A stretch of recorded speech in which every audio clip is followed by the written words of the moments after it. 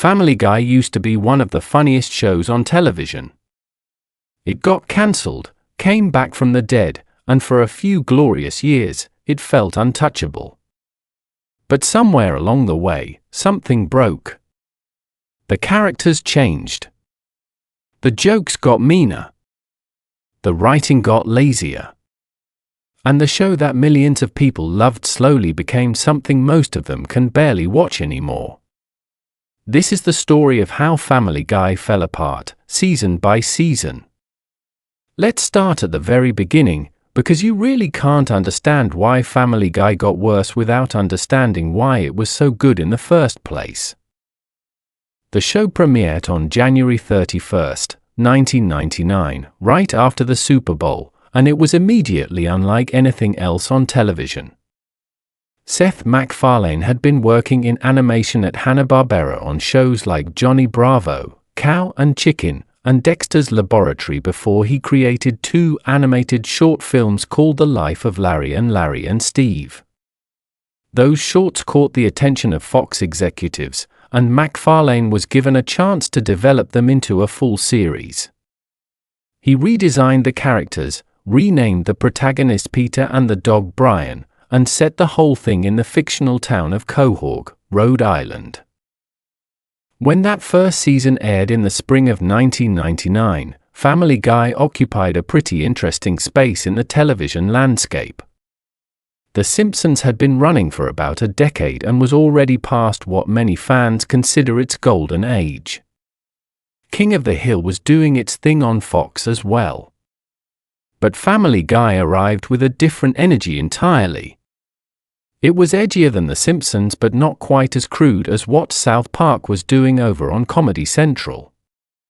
The humor was absurd and surreal, the characters felt like exaggerated but still recognizable versions of real American family archetypes, and the whole thing moved at this electric pace that felt genuinely new. The first 3 seasons of Family Guy are widely considered the show's creative peak by a significant portion of the fan base. And there are really good reasons for that. The characters in those early episodes were flawed but fundamentally likable.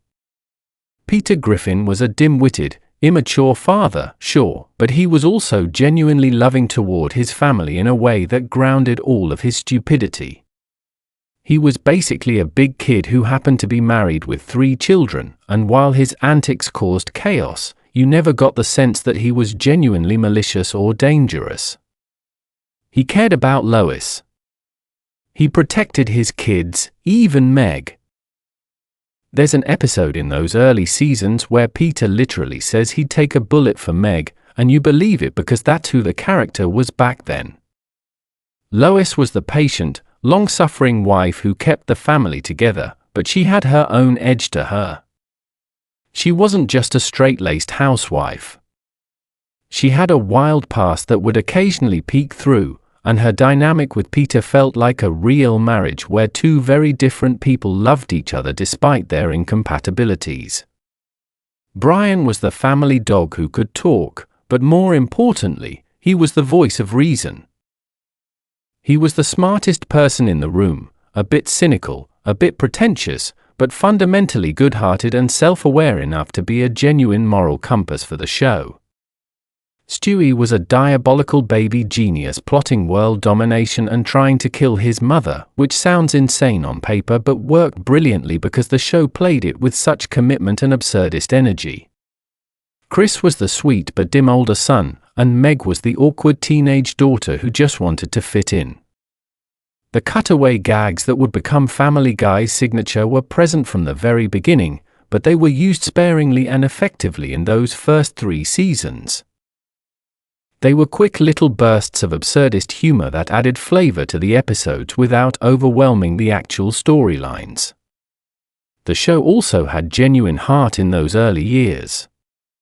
Episodes would end with Peter learning a lesson or the family coming together in a way that felt earned rather than forced. The humor could be dark and irreverent, but it was balanced by these moments of genuine warmth that made you actually care about these cartoon characters. What also made those early seasons work so well was the pacing and structure of the episodes themselves. Each one felt like a complete story with a beginning, middle, and end. There were genuine narrative arcs within each episode, even if they were simple ones. Peter would get a new job, or Lois would try to pursue a hobby, or Brian would start dating someone, and the episode would follow that story to a satisfying conclusion while generating humor along the way. The jokes served the story rather than the other way around, and that gave even the silliest episodes a narrative backbone that kept you engaged for the full 22 minutes. The supporting cast during this era was also firing on all cylinders. Cleveland Brown was the calm, even-tempered friend whose contrast with Peter's chaos made both characters funnier.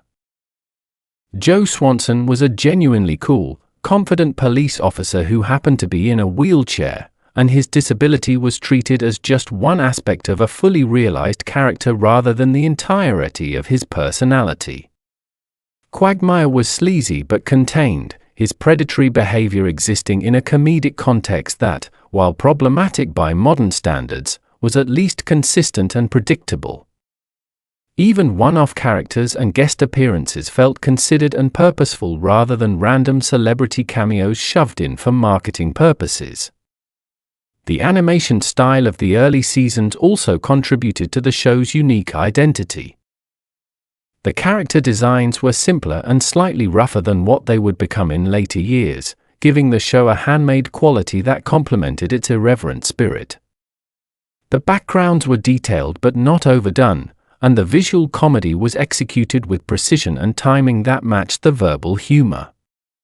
As the animation became more polished in later seasons, some of that raw energy was lost, replaced by a slicker, more professional look that paradoxically made the show feel less distinctive. The musical numbers were another hallmark of early Family Guy that exemplified the show's creative ambition. MacFarlane's genuine love of classic musical theater and big band music shone through in sequences that were genuinely impressive for an animated comedy. Songs were well written, cleverly staged, and performed with a commitment that elevated them far above the typical cartoon musical moment. These sequences showcased a side of the show's creativity that had nothing to do with shock value or cutaway gags, a genuine love of entertainment and performance that gave the show texture and depth. But here's the thing that most people forget. Family Guy was not a massive hit when it first aired. The show did reasonably well in its first season, ranking number 33 in the Nielsen ratings with about 12.8 million households tuning in. But Fox kept moving the show around to different time slots with little notice, and the ratings suffered badly as a result. The second season was moved to Thursday nights at 9 p.m. where it went head-to-head against Frasier on NBC, which was basically a death sentence for any comedy at the time. By the end of its second season, the show was pulled from the schedule. Fox brought it back for a third season in 2001, but the ratings continued to struggle, and in May of 2002, the show was officially cancelled. And that should have been the end of the story. Family Guy should have been one of those shows that people remembered fondly but briefly, a quirky animated comedy that came and went in 3 seasons. But something remarkable happened after the cancellation that changed everything. Cartoon Network bought the rights to air reruns of Family Guy on its Adult Swim programming block, and they got those rights incredibly cheaply because Fox couldn't find anyone else who wanted them. When Family Guy started airing on Adult Swim in April of 2003, it immediately became the highest-rated program on the block. The show dominated late-night cable ratings and boosted Adult Swim's viewership by an incredible amount. At the same time, the DVD sets of the first few seasons started selling at absolutely staggering numbers. The complete first and second season DVD set was released the same week the show started airing on Adult Swim, and it sold over 400,000 copies within weeks. By some accounts, it became the best-selling television DVD release at the time. This combination of Adult Swim ratings dominance and unprecedented DVD sales essentially forced Fox to reconsider the cancellation. The show had proven that there was a massive audience for it, an audience that the network had failed to cultivate through its constant schedule shuffling and poor promotion. Fox made the decision to bring Family Guy back for a fourth season, which would premiere in May of 2005. The revival of Family Guy is one of the most remarkable comeback stories in television history. No animated series had ever been brought back from cancellation based on DVD sales and cable reruns before. It was a genuine cultural event when the show returned, and the premiere of Season 4 drew enormous numbers, with about 11.8 million viewers tuning in for the first episode. The hype was real, the anticipation was massive, and for a while, it seemed like Family Guy was going to be bigger and better than ever. The cultural context of the revival is important to understand because it directly contributed to some of the creative decisions that would eventually hurt the show. Family Guy came back at a moment when the internet was transforming how people consumed and shared media. YouTube was founded in 2005, the same year Family Guy returned. Social media was in its infancy. The concept of viral content was just beginning to take shape. And Family Guy, with its modular structure of self-contained cutaway gags and quotable one-liners, was perfectly positioned to take advantage of this new landscape. The show's comeback wasn't just about television ratings. It was about becoming a cultural phenomenon in the emerging digital space. Clips from Family Guy were among the most shared videos on the early internet, and the show's fanbase grew rapidly through online communities, forums, and eventually social media platforms. This online success was intoxicating for the creative team, but it also created a dangerous feedback loop. The clips that went viral were almost always the most outrageous, shocking, or quotable moments from the show, which taught the writers that extremity equaled engagement. The more shocking the joke, the more it would be shared. The more it was shared, the more attention the show received. And the more attention the show received, the more pressure there was to produce even more shocking content. This viral incentive structure gradually warped the show's creative priorities in ways that weren't immediately obvious but became devastating over time. Instead of writing the best possible episodes and letting the memorable moments emerge organically, the writers began engineering individual moments for maximum shareability, often at the expense of the episodes they were embedded in. A cutaway gag that would generate 1 million YouTube views was more valuable to the show's brand than a well-crafted 22-minute story that people would watch once and appreciate quietly. The tail started wagging the dog, and the show's storytelling suffered as a result. And honestly, for a few seasons, it was. Seasons 4 through 7, and arguably stretching into parts of Season 8, represent what many fans and critics consider Family Guy's true golden age. The show returned from cancellation with a sharper, more confident version of itself. The cutaway gags became more frequent and more elaborate. The humor got edgier and more willing to push boundaries. The pacing was faster, the pop culture references were more ambitious, and the show developed a kind of fearless energy that made it feel like anything could happen in any given episode. This was the era that gave us some of Family Guy's most iconic moments. The road to episodes, which sent Brian and Stewie on elaborate adventures inspired by the old Bob Hope and Bing Crosby road movies, became a beloved tradition during this period. The Star Wars parody episode showed the show's ability to sustain extended movie-length storytelling while maintaining its signature humor.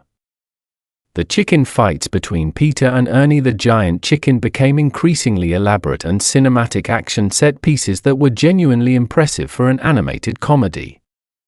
Stewie and Brian's dynamic deepened into one of the most entertaining odd couple partnerships in animation history. What made the Brian and Stewie dynamic so special during this era was the genuine chemistry between the characters. Brian was the cynical adult trying to maintain his dignity in a chaotic world, while Stewie was the genius baby whose intelligence was constantly at odds with his age and physical limitations. When they went on adventures together, whether in the road to episodes or just their everyday interactions, there was a real affection between them that grounded the humor. Stewie would insult Brian relentlessly, but you could tell he needed him. Brian would be exasperated by Stewie's schemes, but he genuinely cared about the kid. It was a friendship that felt real and organic, which is remarkable when you consider that one of the characters is a talking baby and the other is a talking dog. The road to episodes deserve special attention because they represented Family Guy at its most ambitious and creative.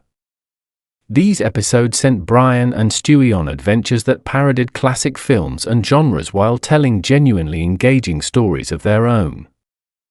Road to Rhode Island, Road to Europe, Road to Rupert, and Road to the Multiverse each brought something different to the table while maintaining the chemistry and humor that made the formula work.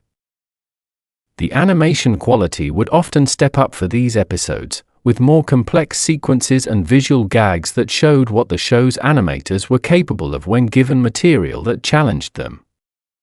The show's willingness to experiment with format during this era was also admirable. The Star Wars parody episodes, which began with Blue Harvest in Season 6, were full-length specials that demonstrated the writing staff's ability to sustain comedy over an extended runtime while paying genuine tribute to the source material. The Stewie Griffin, the Untold Story direct-to-DVD movie showed that the characters could carry a feature-length story. And episodes like the Emmy-nominated PTV showcased the show's ability to craft sharp, focused satire about media censorship that was both funny and genuinely provocative. The cutaway gags during this era were often genuinely brilliant. Quick little sketches that would have been perfectly at home as standalone comedy shorts. Clips of these gags spread across the early days of YouTube and helped build Family Guy's reputation as the go-to show for shareable, quotable comedy moments. People would compile their favorite cutaways and share them online, turning the show into a viral phenomenon years before that term was even widely used. The gags about pop culture, celebrity encounters, and absurd historical scenarios were creative, surprising, and delivered with impeccable timing. This was also the era when Family Guy developed some of its most beloved recurring traditions. The road to episodes were eagerly anticipated by fans each season.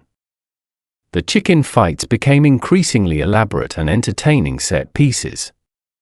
The evil monkey in Chris's closet was a running gag that paid off beautifully. Even the opening credits, with the family performing musical numbers in front of a live studio audience of animated figures, felt like a weekly event that signaled something special was about to happen. One of the most telling indicators of Family Guy's decline is the fate of these beloved traditions. The road to episodes, which were once a highlight of every season, gradually petered out. The last true road to episode was Road to India in 2016, and it was widely considered one of the weakest entries in the franchise. The writers simply ran out of interesting places to send Brian and Stewie, or more accurately, they lost the ability to generate the kind of creative, character-driven adventure stories that had made the earlier road to episode so special. The end of the road to tradition felt like a quiet admission that the show could no longer produce the kind of ambitious, concept-driven episodes that had once been its strongest suit. The chicken fights followed a similar trajectory. The first few were genuinely exciting, with the animation team pushing the limits of what was possible in the show's visual style. They were elaborate, cinematic, and went on for absurdly long periods in a way that was funny specifically because of its excess. But by the fifth or sixth iteration, the formula had been thoroughly exhausted. Each new chicken fight felt obligatory rather than inspired, a box-checking exercise that existed because fans expected it rather than because the creative team had something new to say with the format.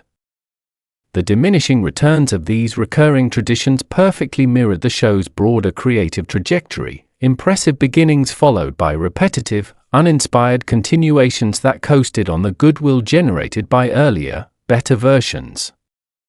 The writing staff during this period was operating at a high level. The jokes were clever and layered, working on multiple levels simultaneously. An episode could function as straightforward slapstick comedy for casual viewers while also containing more sophisticated satire and social commentary for people paying closer attention. The show was balancing its irreverent comedy with genuine storytelling in ways that felt natural and effortless. Characters still had arcs within episodes.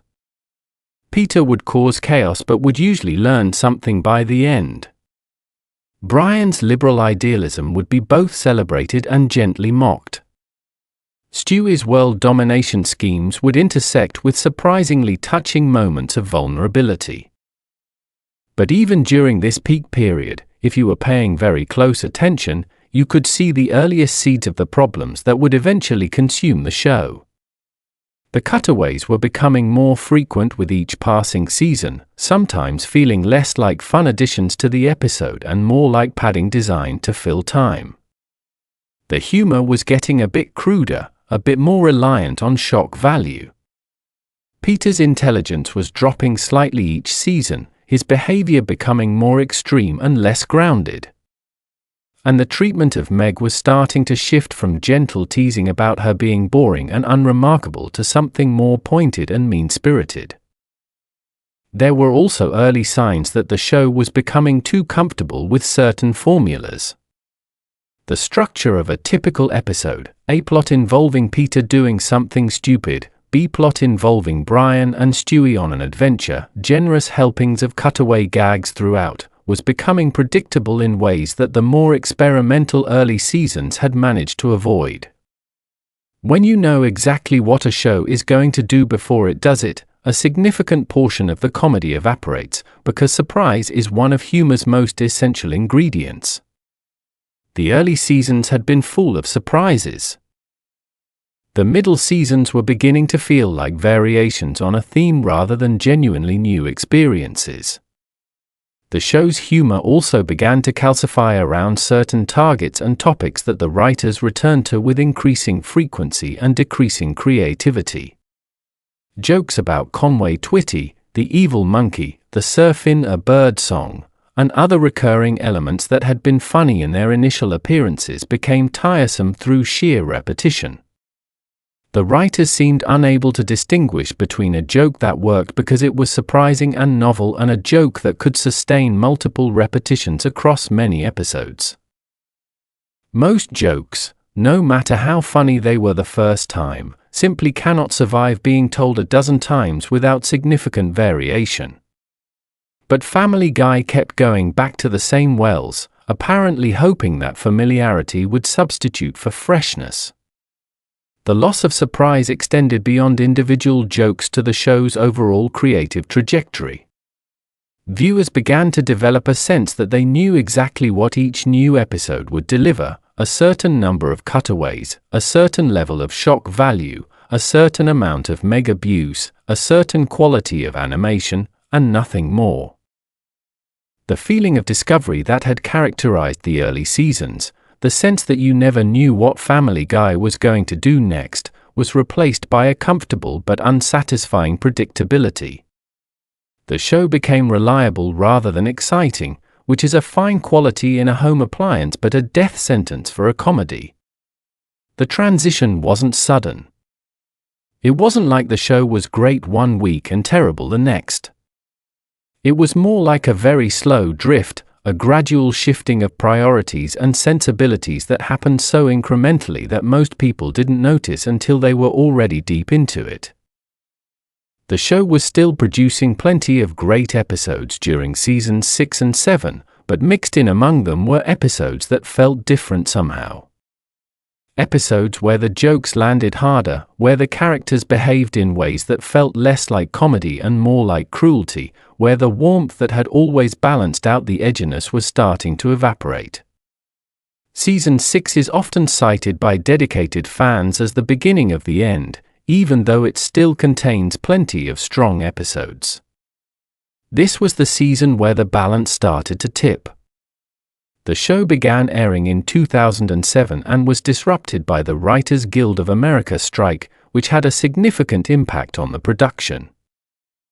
3 episodes were completed and aired without MacFarlane's input or approval during the strike, which he was openly unhappy about. But beyond the strike, there was a more fundamental shift happening in the show's creative DNA. The writers who had been there from the beginning were starting to move on to other projects. New writers were coming in who hadn't been part of the show's original creative vision, and they brought different sensibilities and different ideas about what Family Guy should be. The show was also starting to respond to its own cultural moment in ways that weren't always productive. Family Guy had become a phenomenon, and there's something about that level of success that can be toxic to a creative project. The pressure to keep topping yourself, to keep pushing the envelope further, to keep generating those viral moments that spread across the internet, it all starts to warp the creative priorities in subtle but significant ways. By the time Season 8 rolled around in 2009, the shift was becoming impossible to ignore.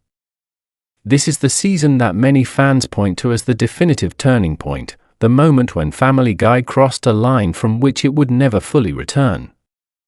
The characters were changing in fundamental ways. The humor was getting meaner.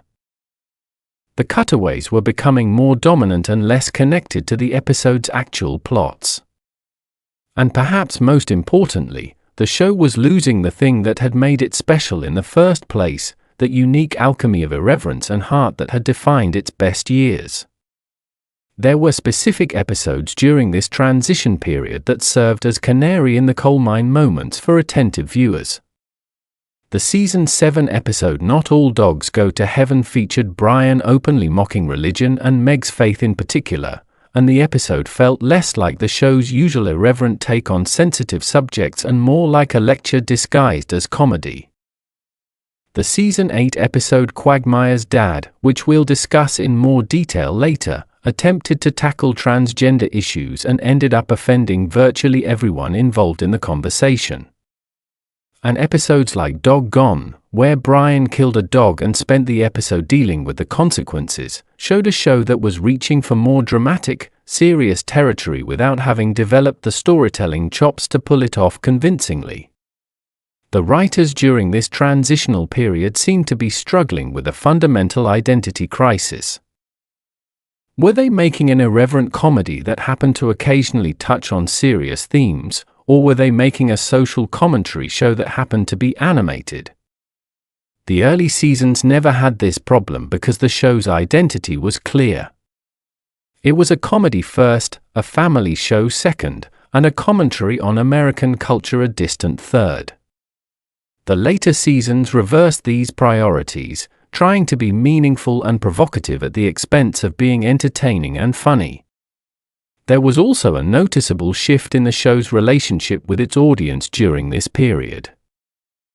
The early seasons of Family Guy felt like they were made by people who loved their fans and wanted to reward them with creative, surprising, hilarious entertainment.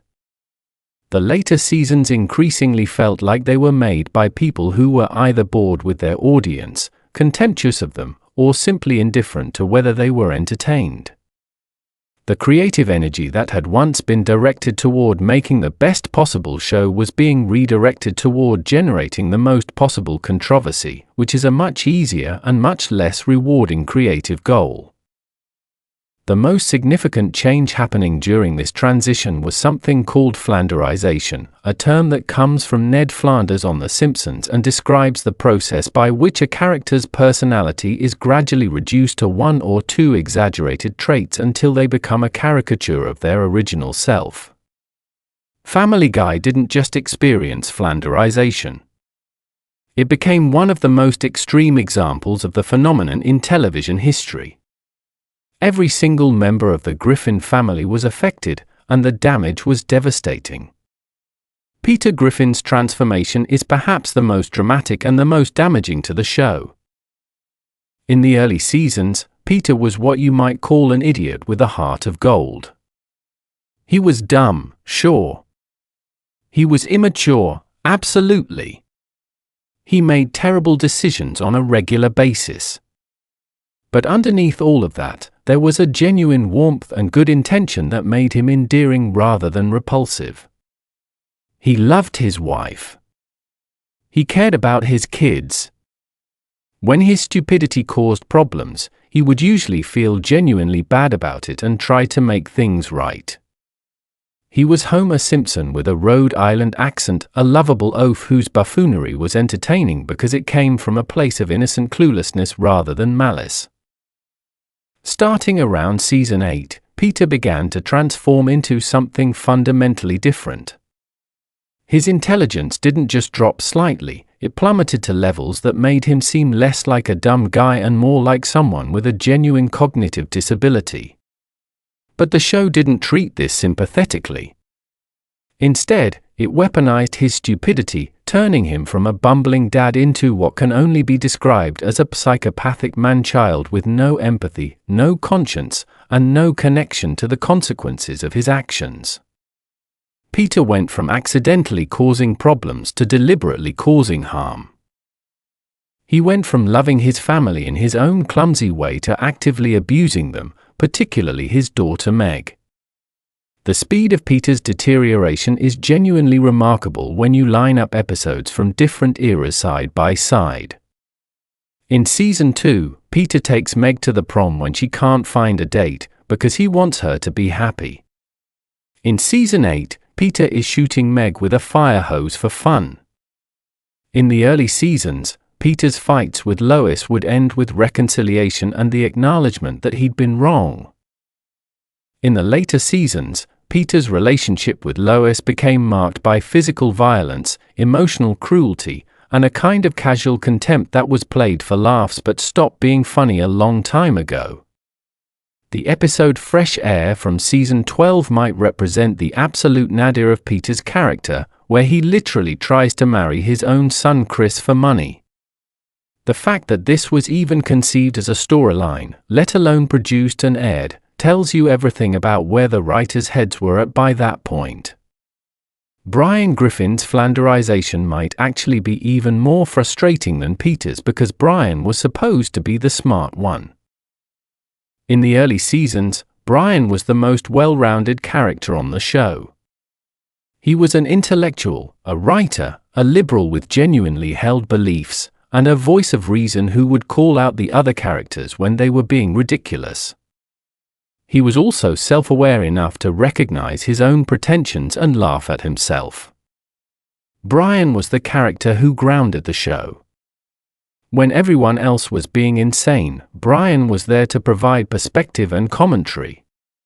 He was the audience surrogate in many ways, the character who reacted to the absurdity around him the way a normal person would. Over the course of the later seasons, Brian became almost unrecognizable.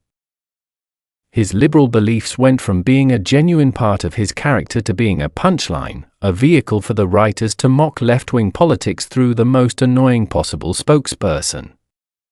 He became a pseudo-intellectual who wrote terrible novels and couldn't handle criticism.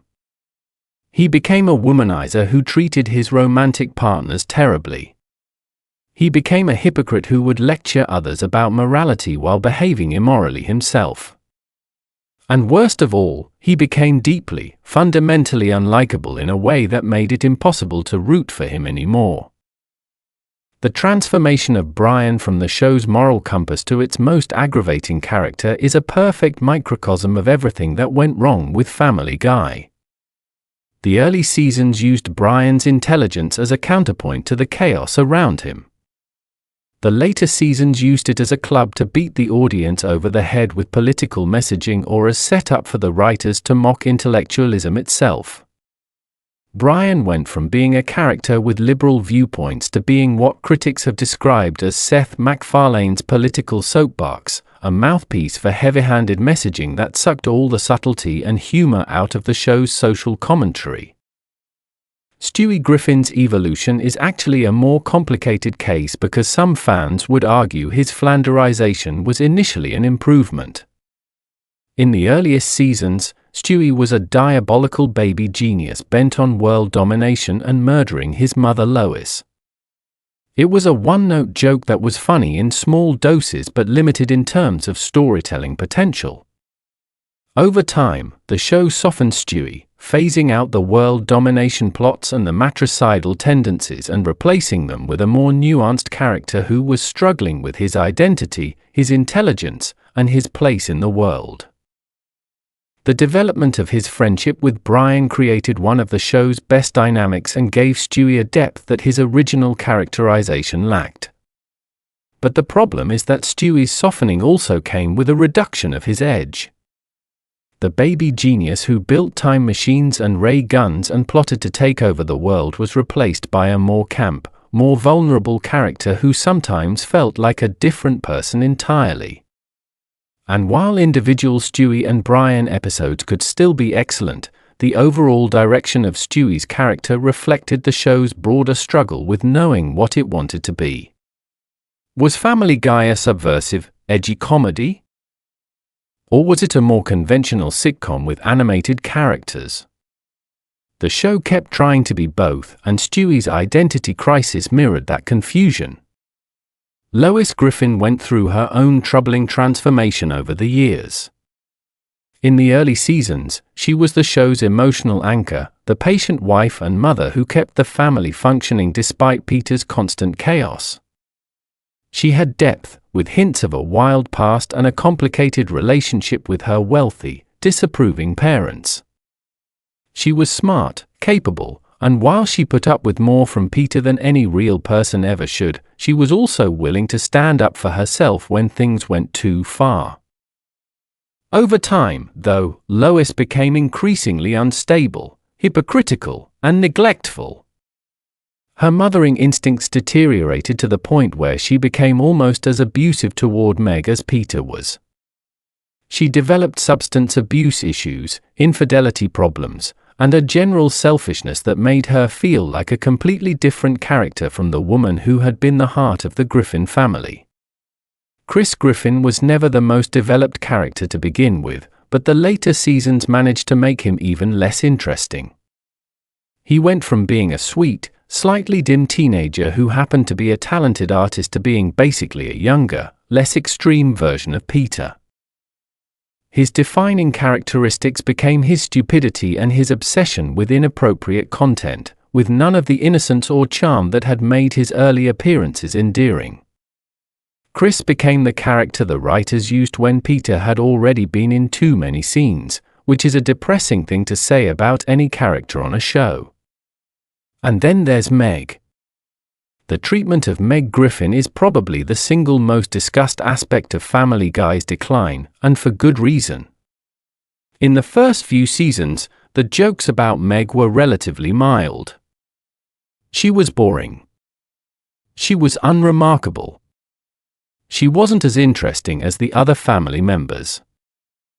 These were gentle, almost affectionate jokes that played on the universal teenage experience of feeling invisible and unspecial.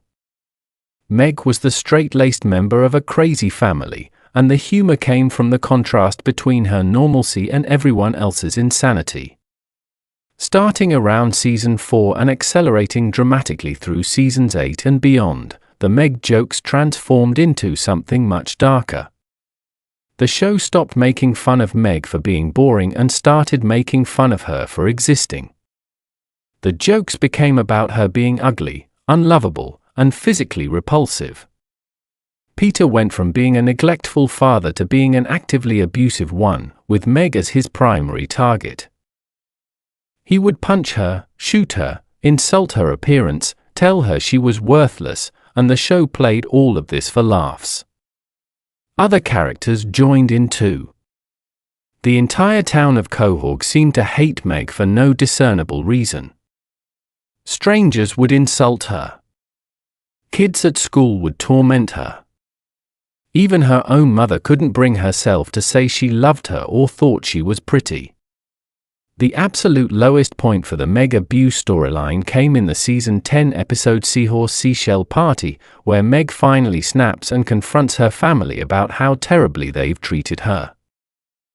She lays into each of them individually, calling out their flaws and hypocrisies, and for a brief moment, it feels like the show is finally going to address its most problematic running gag.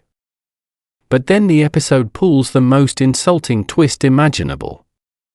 Meg realizes that her ability to absorb the family's abuse is actually what keeps them functioning. She's their lightning rod, their punching bag, and without her to redirect their dysfunction onto, the family falls apart. So Meg voluntarily goes back to being abused, accepting her role as the family's scapegoat because it's somehow for the greater good. This episode drew widespread criticism from fans and critics alike, and it's not hard to see why. The show essentially argued that victims of abuse should stay in abusive situations because leaving would be selfish.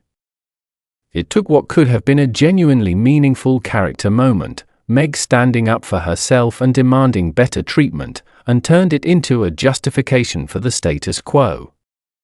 The message was clear. The writers had no intention of ever treating Meg with dignity.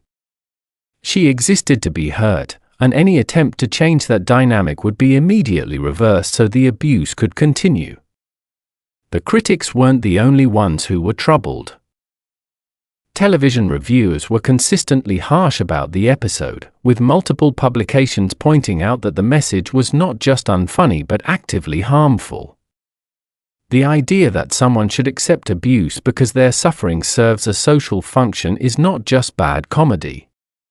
It's a genuinely dangerous message to broadcast to a young audience that might include people in similar situations. Family Guy has never been a show that takes its social responsibility seriously, but Seahorse Seashell Party represented a new low in terms of the messages it was sending.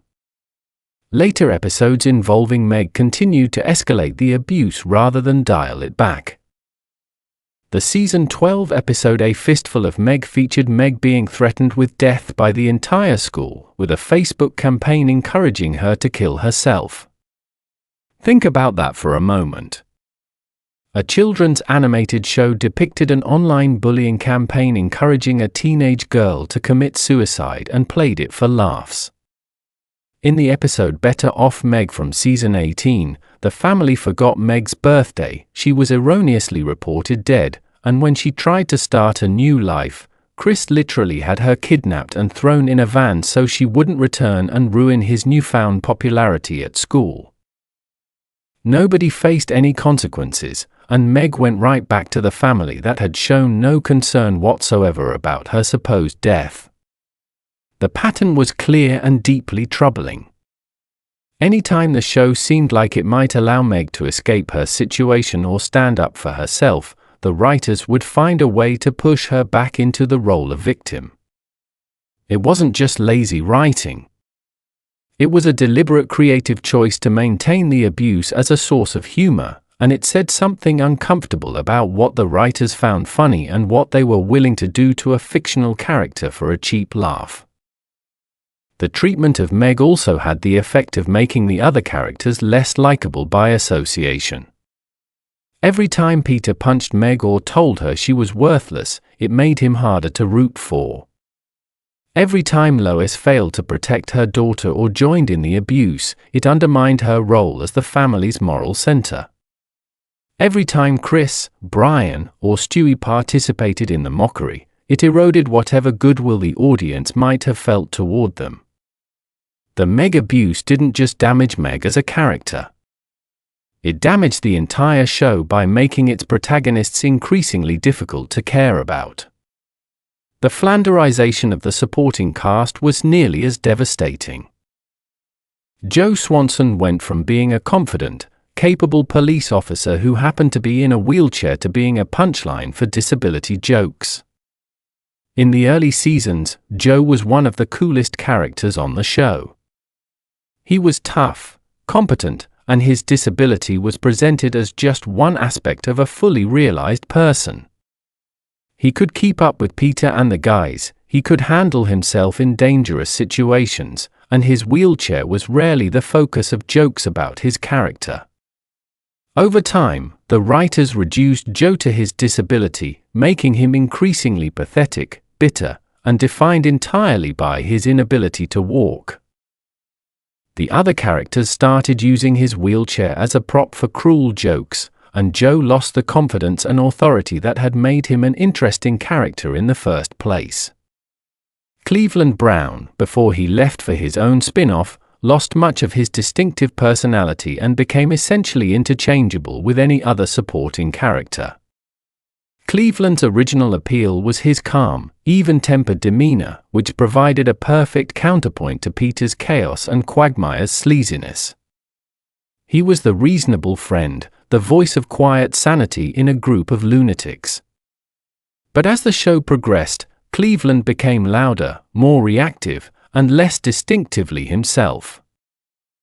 When he returned to Family Guy after the Cleveland show was cancelled, his character felt even more hollow, as if the writers had forgotten what made him interesting in the first place. The change in voice actors from Mike Henry to Arif Zahir in 2021, while handled with appropriate sensitivity around the issue of racial representation in voice acting, also contributed to a sense that the character had lost its original identity. Quagmire went from being a sleazy but relatively harmless womanizer to being a genuinely disturbing sexual predator whose behavior should have resulted in multiple prison sentences. Herbert the Pervert, a character whose entire joke was that he was attracted to teenage boys, went from being a one-off gag to a recurring cast member, and the more screen time he got, the less funny and more uncomfortable his presence became. The show seemed unable to recognize the difference between a joke that worked because of its shock value in a single appearance and a joke that became increasingly unfunny and problematic the more it was repeated. Even the minor characters weren't immune. Carter Pewterschmidt, Lois's wealthy father, went from being an intelligent if bigoted businessman to being almost as stupid as Peter. The newsroom characters became vehicles for increasingly lazy meta-humor. And new characters introduced in later seasons rarely had the depth or distinctiveness of the originals, serving primarily as props for whatever joke the writers wanted to tell that week. The cumulative effect of all this flanderization was that Family Guy stopped feeling like a show about people. It became a show about cartoon characters in the worst sense of the term, flat, predictable, interchangeable figures who existed only to deliver jokes, with no internal consistency, no genuine relationships, and no reason for the audience to care about what happened to them. And when you don't care about the characters, even the funniest jokes in the world can't save a show. Now let's talk about one of the most debated aspects of Family Guy's identity, the cutaway gag, and how it went from being the show's secret weapon to its most destructive crutch. The cutaway gag is simple in concept. A character says something like "This is worse than the time I..." and the show immediately cuts to a brief, unrelated sketch that illustrates the comparison. It returns to the main story a few seconds later, and the episode continues. In the early seasons of Family Guy, these cutaways were used sparingly and strategically. They were little bonuses sprinkled throughout an episode, quick hits of absurdist humor that supplemented the actual plot rather than replacing it. When a cutaway was particularly clever or well executed, it elevated the whole episode. The surprise of suddenly being transported into a completely different scenario for a few seconds kept the audience on their toes and gave the show a manic, unpredictable energy that was genuinely exciting. The early cutaways also tended to be connected, however loosely, to whatever was actually happening in the episode. A character would be in a situation that reminded them of something, and the cutaway would be a funny elaboration on that comparison. The best ones worked as miniature comedy sketches in their own right, self-contained bits that had clear setups and punchlines. Some of these early cutaways became iconic and went on to rack up millions of views on YouTube as standalone clips. They were, in many ways, perfectly designed for the emerging internet age, short, shareable, and funny enough to stand on their own. But as the seasons progressed, something concerning started happening with the cutaways. They got longer. They got more frequent. And most critically, they started becoming less connected to the episode's actual storylines. By the middle seasons, a typical episode might have 6, 8, even 10 cutaway gags, some of them lasting 30 seconds or more. The writers were cramming more and more of these gags into each episode, and as the quantity increased, the quality inevitably declined. Trey Parker and Matt Stone, the creators of South Park, were among the most vocal critics of this trend. Their famous two-part episode Cartoon Wars depicted Family Guy's writing process as a group of manatees pushing balls with random pop culture references into a machine that generated the show's scripts. It was a brutal satire, but it struck a nerve because it captured something real about how the show was starting to feel. The cutaways increasingly seemed random and disconnected, as if the writers were generating jokes independently of any story and then stitching them together with the thinnest possible connective tissue. Parker and Stone weren't the only ones who noticed. Writers from other animated shows reportedly thanked the South Park creators for addressing what they saw as lazy writing practices. The criticism was rooted in the belief that genuine comedy should emerge from character and situation, from placing well-defined characters in interesting scenarios and letting the humor arise naturally from how they react. The cutaway gag, by its very nature, bypasses all of that. It doesn't require character development. It doesn't require plot. It doesn't require anything except the ability to think of a random pop culture reference and animate it. When used occasionally as a spice, it works beautifully. When it becomes the main course, it reveals a fundamental emptiness at the heart of the show. The Conway-Twitty cutaways represent perhaps the most egregious example of the cutaway gag being used not as comedy but as pure time filler. These bits, which first appeared in the episode Bill and Peter's Bogus Journey, consisted of nothing more than extended footage of country singer Conway-Twitty performing one of his songs. No joke. No twist. No punchline. Just a dead singer performing a song that most of the show's audience was too young to recognize while the clock ran down on the episode's runtime.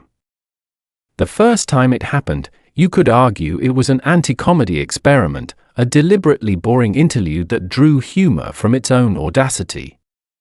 By the fourth or fifth time the show pulled the same trick, it was clear that this wasn't subversive humor. It was the writers admitting they didn't have enough material to fill a full episode.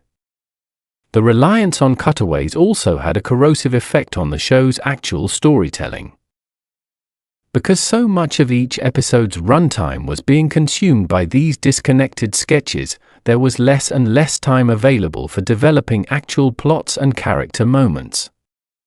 Episodes started feeling rushed and incomplete, with stories that were set up but never properly resolved because the episode had spent too much time on cutaway gags.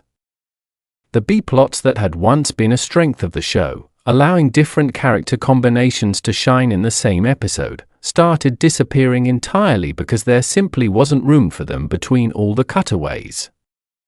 The problem was compounded by the fact that the cutaways themselves were declining in quality.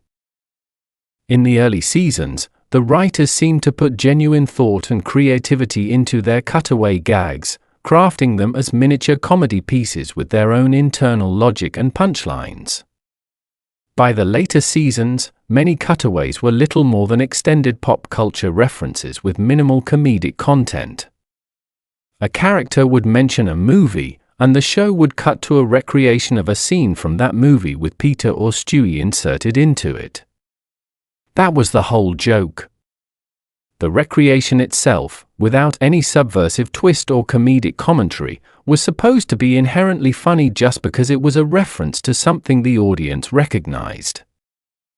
This shift from genuine humor to simple recognition-based comedy is one of the most telling symptoms of Family Guy's decline. The show stopped trying to be funny in its own right and started relying on the audience's familiarity with other things to generate a response. When Peter appears in a recreation of a scene from The Shining, the laugh isn't supposed to come from anything Peter does or says. It's supposed to come from the fact that you recognize The Shining. It's comedy by association, and it's deeply unsatisfying compared to the kind of original, character-driven humor that the show was capable of in its prime. There's also the issue of cultural shelf life. Many of the pop culture references that fill later seasons of Family Guy are already dated, and they'll only become more obscure as time passes. The early seasons' cutaways tended to be more original and less dependent on specific references, which means they hold up better on re-watching. A joke about the absurdity of a particular situation is funny regardless of when you watch it. A joke that requires you to recognize a specific celebrity or movie from a specific year has a much shorter lifespan. This is something The Simpsons discovered years earlier, that reference-heavy humor ages poorly while character-driven humor ages gracefully. Family Guy learned the wrong lesson from The Simpsons' decline and doubled down on exactly the kind of humor that had contributed to that decline. The show even became aware enough of the cutaway criticism to address it directly in certain episodes, which somehow made things worse. The season 21 episode Cutawayland created an entire episode around the premise of Peter and Lois traveling through cutaway gags. It was supposed to be a clever meta-commentary on the show's most distinctive feature, but it came across as lazy because many of the cutaways were recycled from earlier episodes. The whole thing ended with the reveal that it was all a dream, one of the oldest and most tired tropes in television. When your self-aware commentary on your own laziness is itself lazy, you've entered a creative death spiral from which escape seems unlikely. Some defenders of the later seasons argue that the cutaways were always Family Guy's main attraction and that criticizing the show for relying on them is like criticizing a pizza for having too much cheese. But this argument ignores how different the cutaways functioned in the early versus later seasons. In the early seasons, cutaways were the garnish on a well-prepared meal. The main course was the episode's actual story and characters. In the later seasons, the cutaways became the meal itself, with the story and characters reduced to thin connective tissue between disconnected comedy sketches. The pizza analogy only works if you acknowledge that the later seasons are essentially just melted cheese with no crust, no sauce, and no toppings. Sure, cheese is great, but you need the other elements to make it actually satisfying. The most damaging thing about the cutaway epidemic is what it reveals about the writer's relationship with their own characters.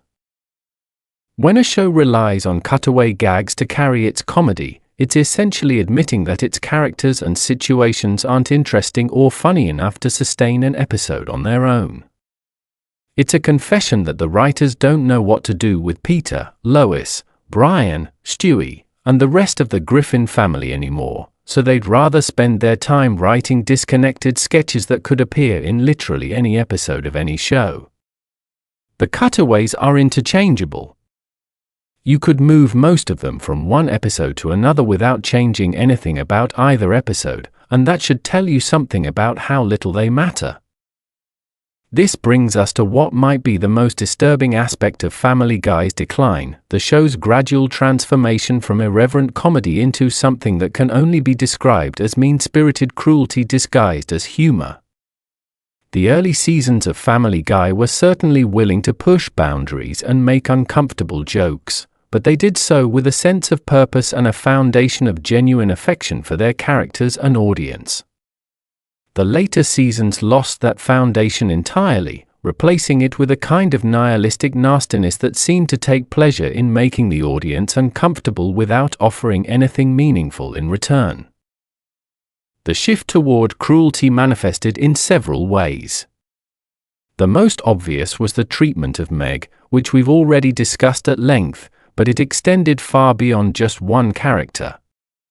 The show developed an increasing appetite for graphic violence that went well beyond cartoon slapstick. Characters were maimed, mutilated, and depicted in states of extreme physical suffering with disturbing regularity. Peter would get his hand stuck in a garbage disposal and we'd see detailed animation of his fingers being chewed up.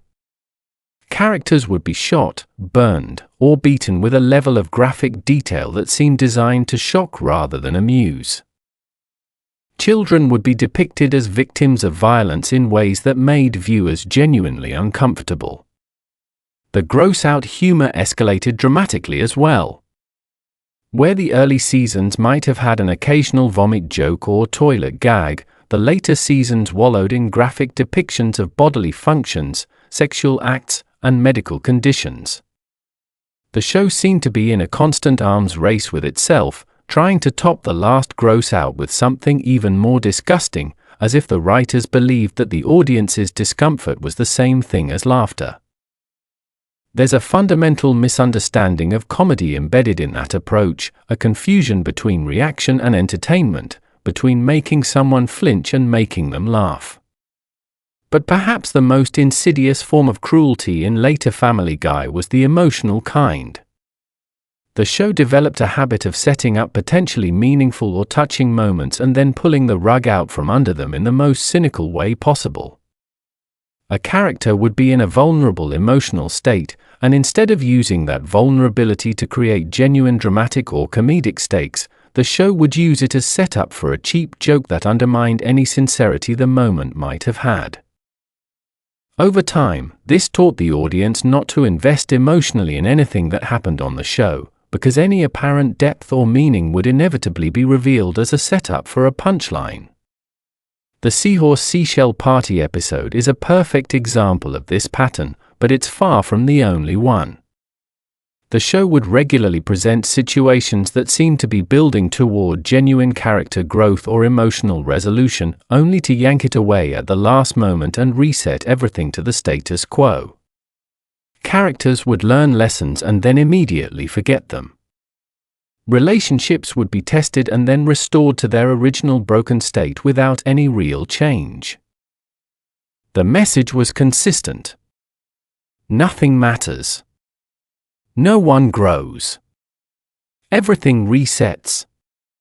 And if you're foolish enough to care about these characters, the show will punish you for it. This cruel streak also extended to the show's handling of real-world issues.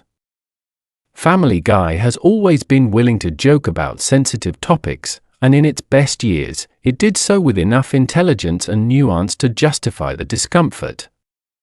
The later seasons lost that nuance entirely, replacing thoughtful satire with lazy shock value. Episodes about race, religion, disability, and sexuality became less about making insightful observations and more about seeing how many people the writers could offend in 22 minutes. The jokes stopped punching up and started punching down, targeting vulnerable groups and marginalized communities with humor that felt less like social commentary and more like schoolyard bullying. The show's treatment of its transgender characters is a particularly telling example. The Season 8 episode Quagmire's Dad featured Quagmire's father coming out as transgender and undergoing gender reassignment surgery. The episode was praised for its relatively sensitive portrayal of the actual transgender character, but it was widely criticized for the reactions of the other characters. Brian's violent vomiting after learning he'd slept with Ida, the family throwing away food she'd prepared, and the general attitude of disgust and horror from the main cast sent a message that was far more powerful than whatever sensitivity the writers had intended. The characters we were supposed to identify with treated transgender identity as something revolting, and the show played their revulsion for laughs. This kind of tonal confusion, where the show seems to want credit for addressing a serious issue while simultaneously using that issue as a source of cheap, mean-spirited humor, became increasingly common in the later seasons. Family Guy wanted to be both edgy and socially conscious, but it lacked the writing skill or the genuine empathy necessary to pull off that balancing act. The result was episodes that felt confused, hypocritical, and ultimately harmful, episodes that alienated the very audiences they were supposedly trying to represent. In 2019, the show made headlines when it announced it would be phasing out gay jokes. During the episode Trump Guy, Peter told a cartoon version of the president that Family Guy was trying to move past those types of jokes. The show's executive producers confirmed the change in direction, acknowledging that societal changes had made such humor increasingly inappropriate. On the surface, this seemed like a positive step. But the announcement itself highlighted the problem. The show was essentially admitting that it had spent 2 decades making jokes at the expense of LGBTQ people and was only now, after significant cultural pressure, deciding to stop. And even after the announcement, the follow-through was inconsistent at best, with the show continuing to make similar jokes in slightly different packaging. The broader issue is that Family Guy never developed the sophistication necessary to handle sensitive topics with the care they require. South Park, which is often compared unfavorably to Family Guy for its crude animation style, has consistently demonstrated a much more nuanced understanding of how to use comedy to address social issues. South Park's approach is to take every side of an issue to its extreme, letting the absurdity of all positions speak for itself. Family Guy's approach, particularly in its later seasons, is to pick a side and then make the laziest possible jokes about the opposing view. There's no insight, no complexity, no genuine engagement with the issues being discussed. It's just point and laugh humor aimed at whatever target the writers find easiest to mock. The comparison to South Park is particularly damning because both shows operate in the same basic space, adult animated comedies that aren't afraid to be offensive.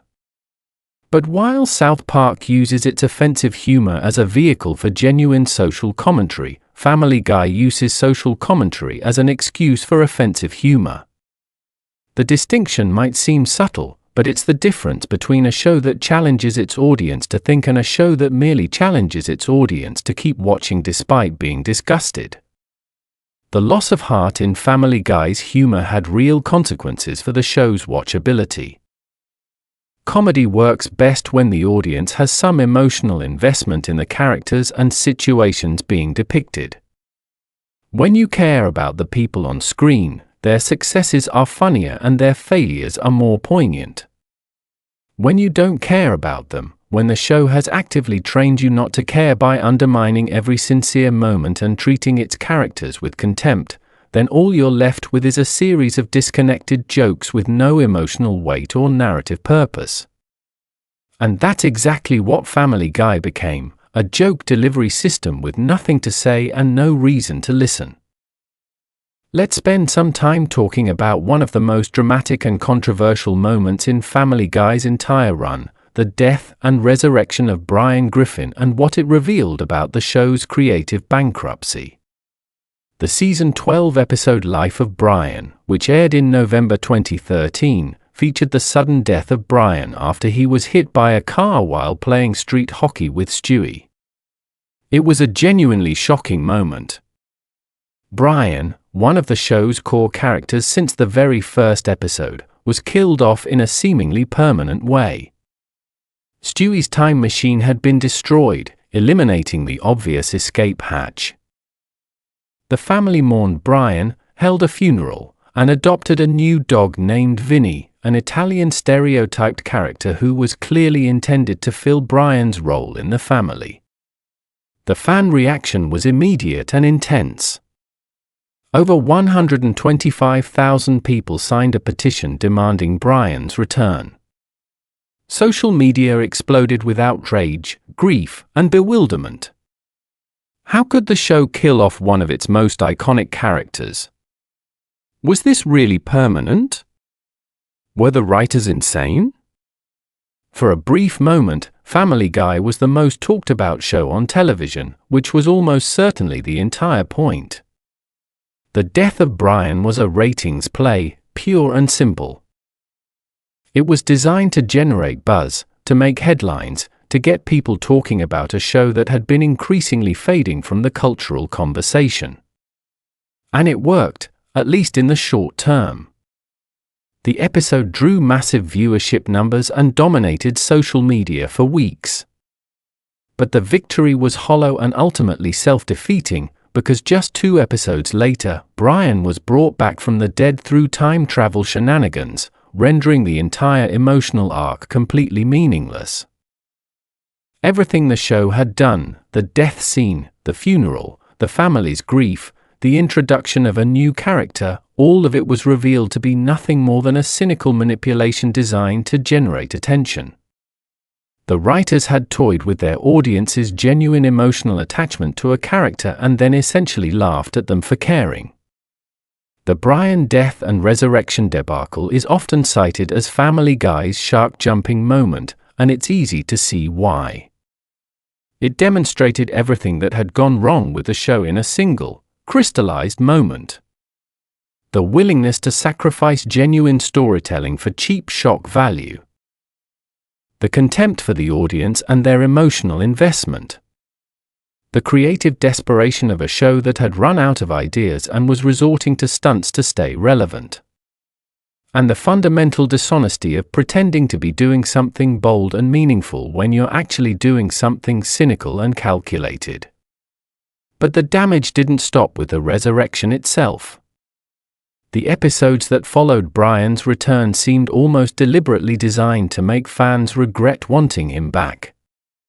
Just 7 episodes after his emotional death and miraculous return, the show aired Herpy the Love Sore, in which Brian knowingly gave Stewie herpes through a blood brothers ritual. Despite being too embarrassed to disclose that he had the disease, Brian allowed his supposed best friend to contract a lifelong sexually transmitted infection. After all the emotion around Brian's death, after Stewie literally broke the rules of time travel to get his friend back, this was how the show repaid that relationship. It was a betrayal of the characters and the audience simultaneously. Brian's decline as a character extended far beyond this single incident. Over the later seasons, he became increasingly difficult to root for. His pretensions as a writer were played for cringe rather than sympathy. His political activism was portrayed as shallow performative behavior rather than genuine conviction. His romantic relationships became a parade of superficial encounters with women he treated poorly. And his friendship with Stewie, once the emotional backbone of the show, was reduced to a sitcom formula where the two would bicker, one would betray the other, and everything would reset by the next episode. The saddest thing about Brian's evolution is that you can see what the writers were trying to do. They were trying to create a more complex character by giving him more flaws. But there's a crucial difference between a character who has flaws and a character who is defined by flaws. The early Brian had flaws. He was pretentious, he drank too much, he could be patronizing. But these flaws existed within the context of a character who was fundamentally decent and self-aware.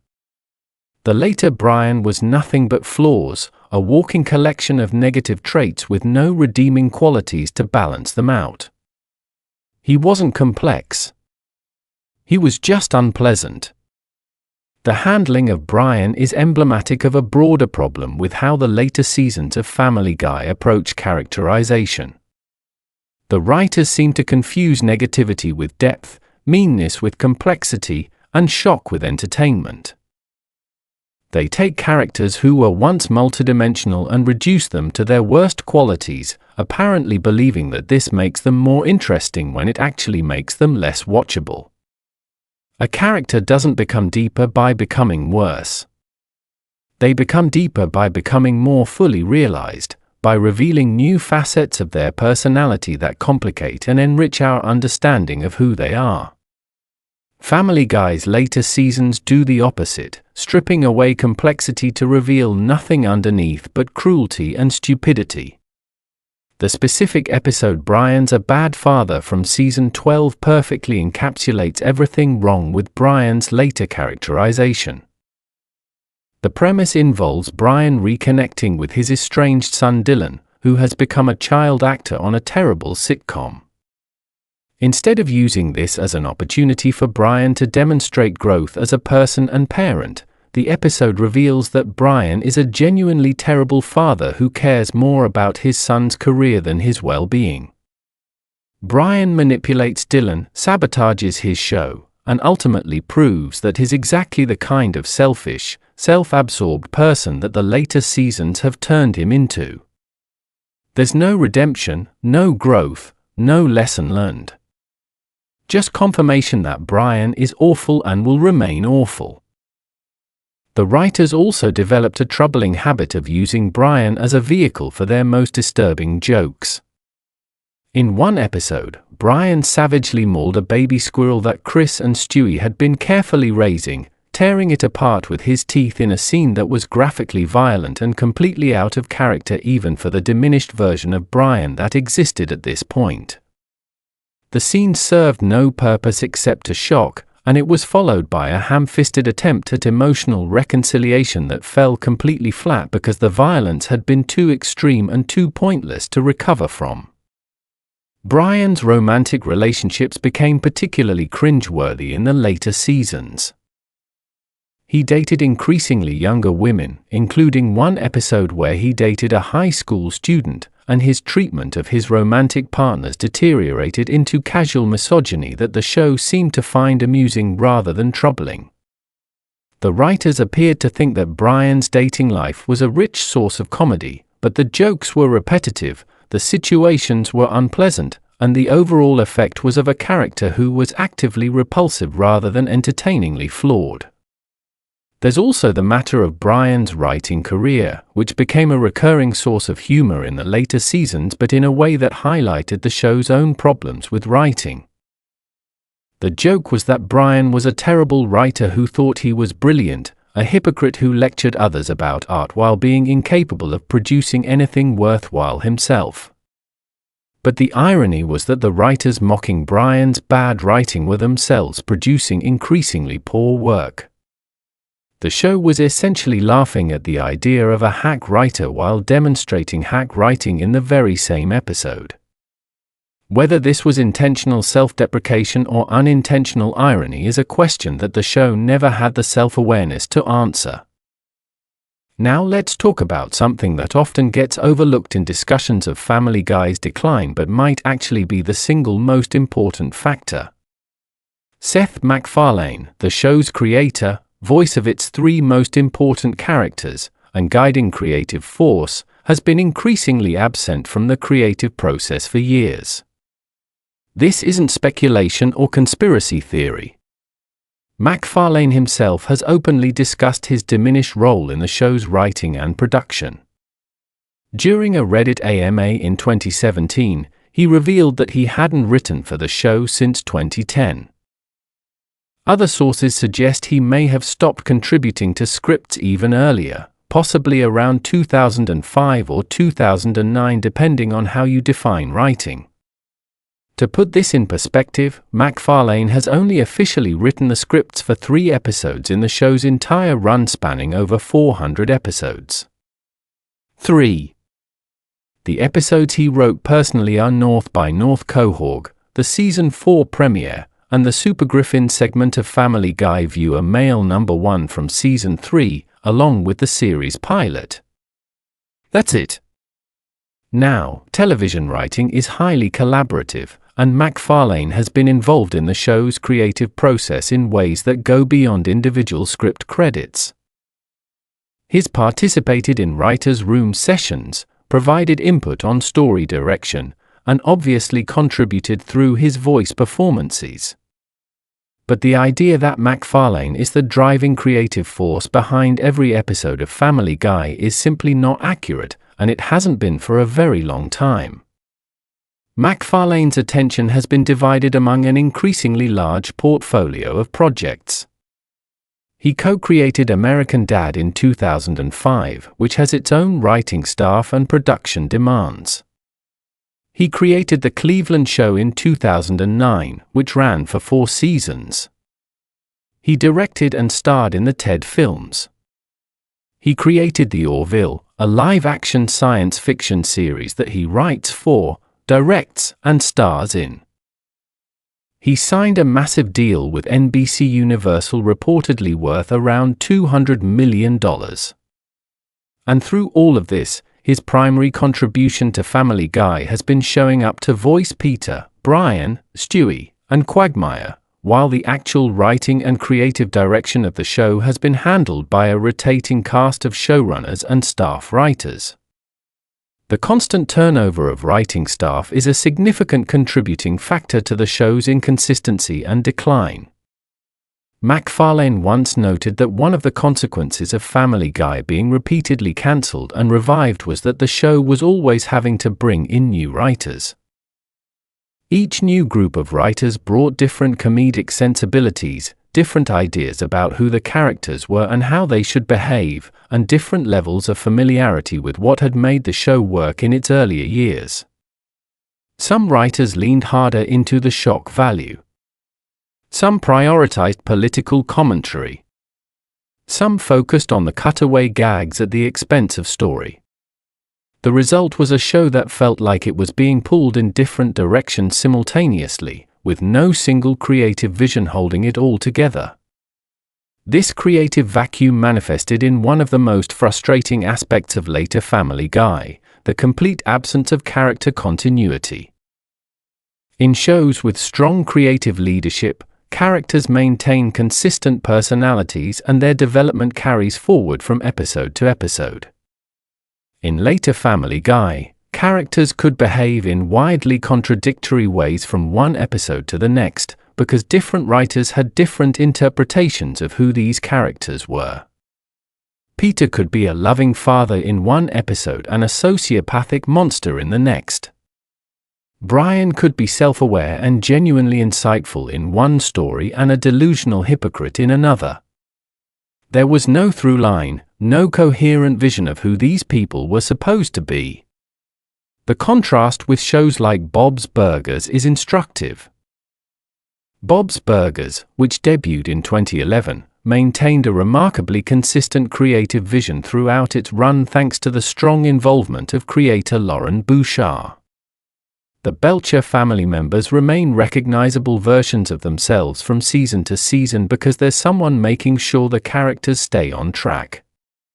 Family Guy had that person in MacFarlane during the early years, but his departure from the writing process left a hole that multiple showrunners have been unable to fill. The showrunners who have overseen Family Guy in recent years, including Rich Apple and Alex Sulkin, are competent television professionals. But they inherited a show with deeply ingrained bad habits and a fan base with diminished expectations. The challenge of running Family Guy at this point in its history is not just creative but structural. The show has been doing things a certain way for so long that any attempt at meaningful change risks alienating the remaining audience while potentially not being different enough to attract new viewers. It's a creative catch-22 that has no easy solution.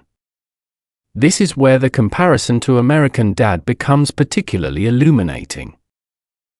American Dad was co-created by MacFarlane along with Mike Barker and Matt Weitzman, but from the beginning, it had a more stable creative team and a clearer sense of its own identity.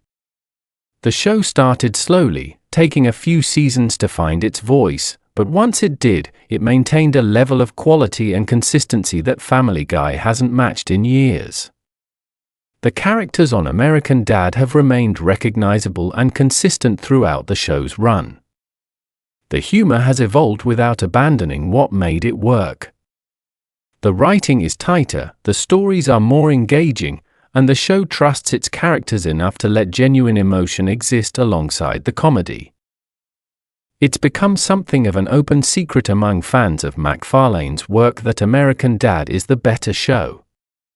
The comparison is particularly painful for Family Guy because both shows share a creator and exist in the same creative ecosystem, yet they've diverged so dramatically in quality. American Dad's superiority highlights the fact that the decline of Family Guy isn't an inevitable consequence of longevity or changing cultural tastes. It's the result of specific creative choices, or more accurately, the absence of creative choices, made by a show that lost its guiding vision and never found a replacement. Roger from American Dad is often held up as the character that Brian Griffin could have been if the writers had known what they were doing. Both are non-human members of their respective families. Both serve as wild cards that allow the writers to tell stories that wouldn't be possible with the human characters. But while Brian was stripped of his complexity and turned into an unlikable caricature, Roger was expanded into one of the most versatile and entertaining characters in animation history. His constantly shifting personas, his casual sociopathy tempered by genuine moments of warmth, and his ability to drive episodes in completely unexpected directions all demonstrate what's possible when a writing staff truly understands and cares about a character. The comparison extends to how the two shows handle their ensemble casts. On American Dad, every member of the Smith family can carry an episode. Stan, Francine, Steve, Haley, Roger, Klaus, and even Jeff all have distinct personalities and relationships that generate stories naturally. On Family Guy, the ensemble has been effectively reduced to two functional pairings, Peter and his friends, and Stewie and Brian, with everyone else serving as background decoration. Meg, Chris, and Lois are afterthoughts in most episodes, used for quick jokes but rarely given meaningful storylines of their own. The supporting cast of Quahog has been similarly sidelined, with characters like Cleveland, Joe, and Quagmire becoming increasingly one-dimensional and interchangeable. The storytelling differences between the two shows are even more stark. American Dad builds its humor from character and situation, creating comedy that grows organically from who these people are and what they're dealing with. A typical American Dad episode begins with a recognizable family scenario. Stan wants to bond with Steve, Francine discovers a hidden talent, Haley and Jeff face a relationship challenge, and then escalates that scenario to absurd heights while maintaining its emotional core. The comedy emerges from the characters' reactions to increasingly bizarre situations, and the emotional stakes remain genuine even when the scenarios become fantastical. Family Guy, by contrast, especially in its later seasons, tends to start with a joke or a gimmick and work backwards to find characters and situations that can deliver it. The characters don't drive the stories anymore. The jokes drive the stories, and the characters are reconfigured to fit whatever the joke requires. This is why characters can behave so inconsistently from episode to episode. They're not being written as people. They're being written as joke delivery systems, and different jokes require different configurations. American Dad also handles its running gags with much more sophistication than Family Guy.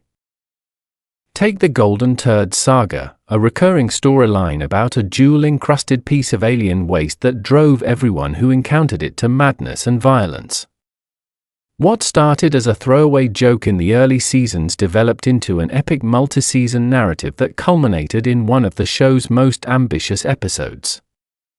The writers built on it, evolved it, and brought it to a satisfying conclusion. Compare that to Family Guy's running gags, the chicken fights, the Conway Twitty cutaways, the Meg abuse, which never evolve, never develop, and never reach any kind of conclusion. They just repeat the same joke with diminishing returns until even the most devoted fans are tired of them. The reason American Dad works and Family Guy doesn't ultimately comes down to investment. The writers of American Dad care about their characters. They treat them as people with consistent personalities, evolving relationships, and genuine emotional lives. The writers of Family Guy, particularly in the later seasons, treat their characters as joke delivery mechanisms, interchangeable vehicles for whatever gag the writers want to tell that week. When a show's own writers don't seem to care about their characters, it's unreasonable to expect the audience to care either. Now let's look at some specific episodes that perfectly illustrate Family Guy's creative decline and the various problems we've been discussing.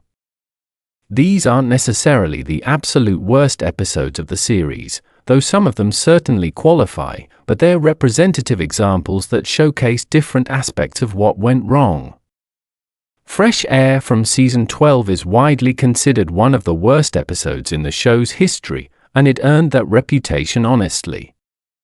The premise involves Peter discovering that Chris is set to inherit Carter Peuterschmidt's fortune and deciding to marry his own son to get the money. If you're reading that and thinking it sounds like an incest joke stretched to fill an entire episode, that's because it is. The episode takes what might have been a mildly uncomfortable gag in a cutaway and turns it into the driving force of a full 22 minutes of television. Peter actually proposes to Chris. He takes him on dates. He gets jealous when Chris shows interest in other people. The whole thing is played as if it's supposed to be funny, but it's just deeply uncomfortable and creatively bankrupt. Fresh Air represents everything wrong with late-era Family Guy distilled into a single episode. It takes a joke that's offensive just for the sake of being offensive, strips away any possible satirical intent, and stretches it so thin that even the shock value wears off within the first few minutes. There's no character insight being offered here. The episode isn't making any kind of commentary about anything. It's just Peter trying to marry his teenage son for money, presented as if the sheer audacity of the premise is enough to carry an episode. It isn't. Seahorse Seashell Party, which we've already discussed in the context of Meg's treatment, deserves another mention here because it represents a different kind of failure. This isn't an episode that's bad because it's too offensive. It's bad because it's actively harmful. The show took a genuinely interesting dramatic premise, Meg finally standing up to her abusers, and used it to deliver a message that was not only wrong but genuinely damaging. The idea that abuse victims should stay in abusive situations because their suffering serves a purpose is not just bad storytelling. It's irresponsible messaging that could genuinely affect how young viewers think about toxic relationships. This episode aired during prime time on a network that children watch, and its central message was that being abused is okay if it makes other people's lives easier. The Trump Guy episode from Season 17 showcased the show's inability to handle political material with any kind of subtlety or skill. The episode featured Peter getting a job in Donald Trump's presidential cabinet, and it used the opportunity to make every obvious joke about Trump that literally every other comedy show had already made. The episode wasn't sharp enough to be good satire, wasn't funny enough to work as pure comedy, and wasn't insightful enough to justify its existence as political commentary. It was just the writers spending 22 minutes saying Trump is bad in the most pedestrian way possible. Whether you agree with the political sentiment or not, the execution was undeniably lazy. What made Trump Guy even more controversial was a scene in which Meg was sexually assaulted by the Trump character. The show played this for shock value rather than as a genuine commentary on anything, and the aftermath was handled so clumsily that it satisfied no one. Liberals felt the episode didn't go far enough. Conservatives felt it was unfair propaganda. And comedy fans of all political persuasions felt it simply wasn't funny, which for a comedy show is the most damning criticism of all. The 2,000-year-old virgin from Season 13 managed to offend Christian viewers not through clever satire of organized religion, which Family Guy has occasionally done well, but through a juvenile premise that had Jesus Christ trying to lose his virginity. The episode was designed to provoke outrage rather than generate laughs, and it succeeded at provocation while failing completely at comedy. There's a meaningful difference between challenging religious sensibilities with thoughtful, incisive humor and simply being blasphemous for the sake of getting a reaction. The early seasons of Family Guy understood that difference. The later seasons forgot it entirely. Screams of Silence from Season 10 attempted to tackle domestic violence through a storyline about Quagmire's sister being in an abusive relationship. The episode featured guest star Caitlin Olsen and was largely played straight, a dramatic departure from the show's usual comedic tone.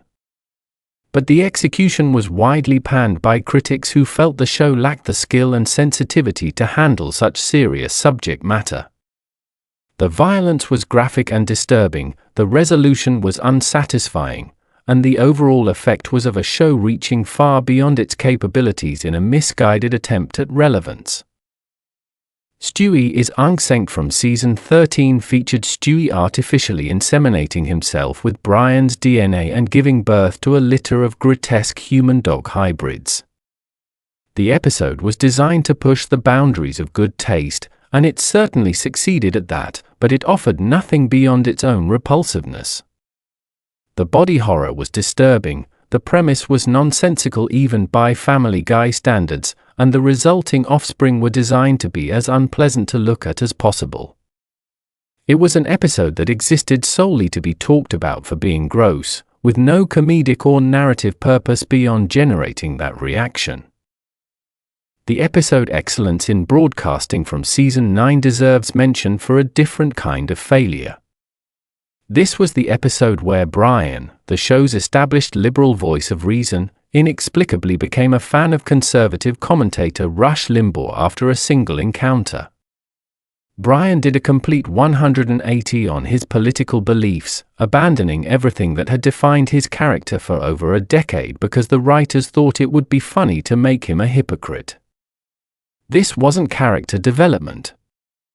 It was character assassination, and it served as an early warning sign that the writers had stopped caring about internal consistency.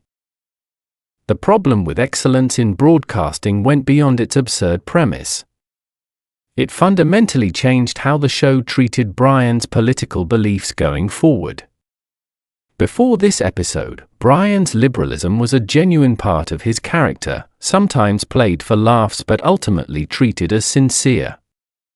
After this episode, Brian's political views became nothing more than a setup for hypocrisy jokes. He would espouse liberal positions and then immediately do something that contradicted them. His beliefs stopped being beliefs and became punchlines. This transformation made Brian less interesting as a character and made the show's political commentary shallower and less effective. The Turban Cowboy episode from Season 11 became one of the most controversial in the show's history, not just for its content but for its horrifying connection to a real-world tragedy. The episode featured Peter becoming friends with a Muslim man named Mahmoud who turned out to be a terrorist, which was already a problematic portrayal that reinforced harmful stereotypes. But the episode also contained a cutaway gag in which Peter drove his car through runners at the Boston Marathon, killing several people. When the actual Boston Marathon bombing occurred about a month after the episode aired, Fox pulled it from streaming platforms and announced it wouldn't air in reruns. The coincidence was disturbing, but the underlying problem was that the joke existed at all. Making light of mass violence at a specific, named public event isn't edgy comedy. It's lazy shock humor that happened to age catastrophically.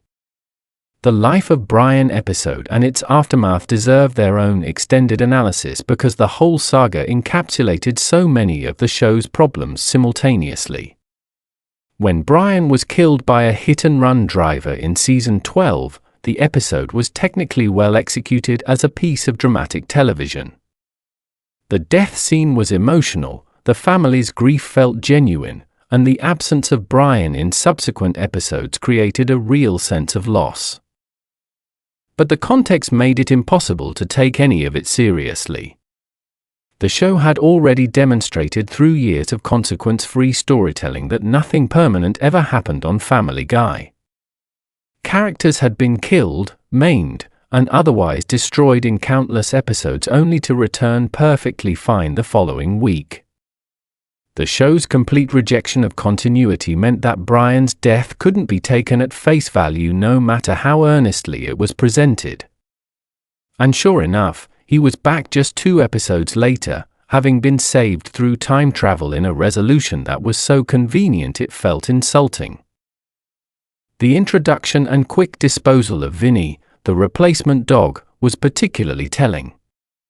The show introduced a whole new character, gave him a backstory and a personality, and then threw him away without a second thought. It was a microcosm of the show's broader approach to storytelling during this era, creating the appearance of change and evolution while ultimately refusing to commit to any of it. The message to the audience was clear. Don't get invested. Don't take anything seriously. Everything will reset to the status quo, and your emotional investment will be treated as a joke. These episodes share a common thread, a desperate need for attention that has replaced genuine creativity as the show's driving force. Each one seems designed not to be good but to be talked about, to generate controversy, to create viral moments, to keep Family Guy in the cultural conversation through any means necessary.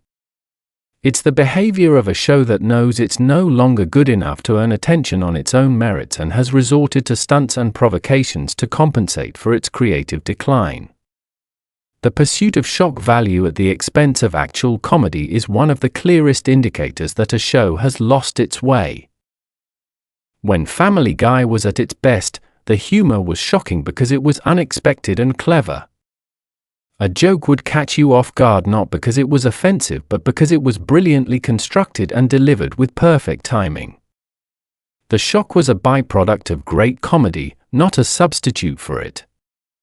In the later seasons, the show reversed this equation entirely. The shock became the point, with comedy being an afterthought or an accident. An episode would feature graphic violence, sexual content, or taboo subject matter not because it served the story or enhanced the humor but because the writers couldn't think of anything actually funny to do. The graphic violence in particular became a disturbing hallmark of later Family Guy. Characters would be depicted with exposed brains, dangling eyeballs, severed limbs, and other injuries that were animated with a level of detail that seemed designed to make viewers genuinely uncomfortable. Peter's injuries in the chicken fights, which had once been entertaining precisely because they were exaggerated and cartoonish, became increasingly realistic and graphic. The show seemed to believe that depicting violence in more graphic detail made it funnier, when in fact, it just made it harder to watch. The escalation of violence is particularly troubling because Family Guy is, at the end of the day, an animated show that airs during a time slot when younger viewers are likely to be watching. The Parents Television Council targeted Family Guy relentlessly over the years, naming it Worst TV Show of the Week on over 40 separate occasions and filing numerous complaints with the FCC. While some of these complaints were undoubtedly excessive, the underlying concern about the show's content becoming increasingly inappropriate for its audience was not entirely unfounded. The violence problem goes beyond just the frequency and graphic nature of the depictions. It extends to the attitude the show takes toward violence. In the early seasons, when a character was hurt, it was usually played as slapstick, exaggerated and clearly cartoonish in a way that signaled to the audience that no real harm was being done. The later seasons developed a much more ambiguous relationship with violence, sometimes depicting injuries with a level of realistic detail that made them genuinely uncomfortable to watch, and sometimes having characters react to violence with an absence of concern that was more disturbing than the violence itself. The famous Peter hurting his knee gag is actually a useful illustration of how violence worked in early versus late Family Guy. In the early version of this running gag, Peter would bump his knee and spend an extended period making a specific noise while holding the injury. It was funny because of the commitment to the bit and the relatability of the experience. Everyone has had that moment where you hurt yourself and the pain is too much to handle but also somehow too mundane to warrant real distress. The later season's version of this kind of physical comedy would be Peter's entire kneecap exploding, or his leg breaking at an unnatural angle with visible bone, or some other graphic depiction of genuine injury that replaced humor with shock. There's a parallel here to the broader trajectory of the show's humor. Early Family Guy trusted its audience to find humor in the concept, the suggestion, the implication. Later Family Guy felt the need to show everything explicitly, graphically, and at maximum volume, as if the writers had lost confidence in their audience's ability to fill in the blanks with their imagination. This is a common symptom of creative decline in comedy, the belief that if a joke isn't landing, the solution is to make it louder and more extreme rather than to make it smarter and more precise. The show's depiction of violence against women became another point of increasing controversy. Multiple analyses of the show's content noted a disturbing pattern of female characters being subjected to graphic violence, with Meg being the most frequent but far from the only target. One comprehensive study counted 14 consecutive episodes before finding one that didn't contain an act of violence against a female character. While violence against male characters was equally if not more common, the show's treatment of female characters tended to be more mean-spirited and less clearly comedic, often blurring the line between cartoon slapstick and genuine depictions of abuse. The numbers tell a story that the show's remaining fans might not want to hear, but it's a story that needs to be told because it demonstrates just how dramatically Family Guy's cultural standing has eroded over the years. When the show returned from its first cancellation in 2005, it was a genuine television event. The season 4 premiere drew approximately 11.8 million viewers, and the show regularly attracted between 7 and 10 million viewers per episode during its peak years. Family Guy was a legitimate cultural phenomenon, a show that everyone was watching and talking about, that generated viral moments and quotable dialogue and passionate fan communities. The decline in viewership has been steady and dramatic. By season 13 in 2014, the average viewership had dropped to about 5.86 million per episode. Each subsequent season saw further erosion, with the show hemorrhaging viewers at a rate that would have spelled cancellation for any less established series.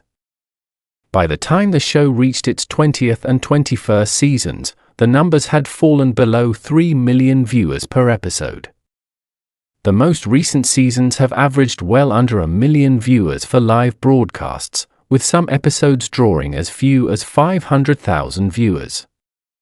Now, it's important to acknowledge that these numbers exist in the context of a dramatically changed media landscape. Linear television ratings have declined across the board as streaming has become the dominant way people consume content. Family Guy's viewership decline is partly a reflection of this broader industry trend rather than solely a commentary on the show's quality.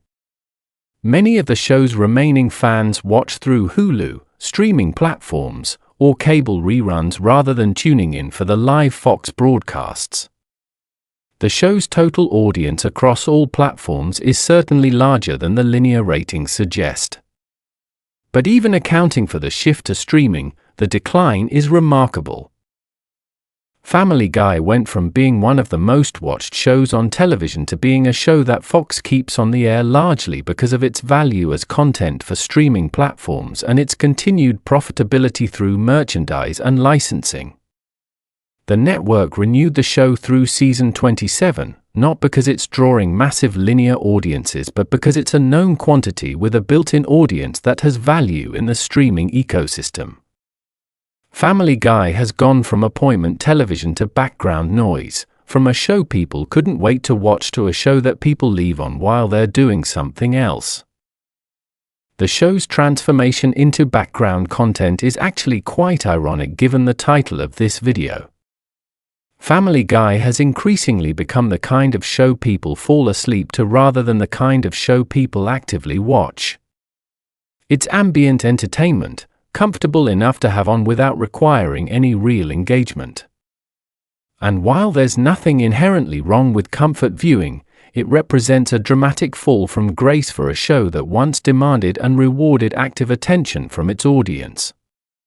The demographics of the remaining audience have shifted as well.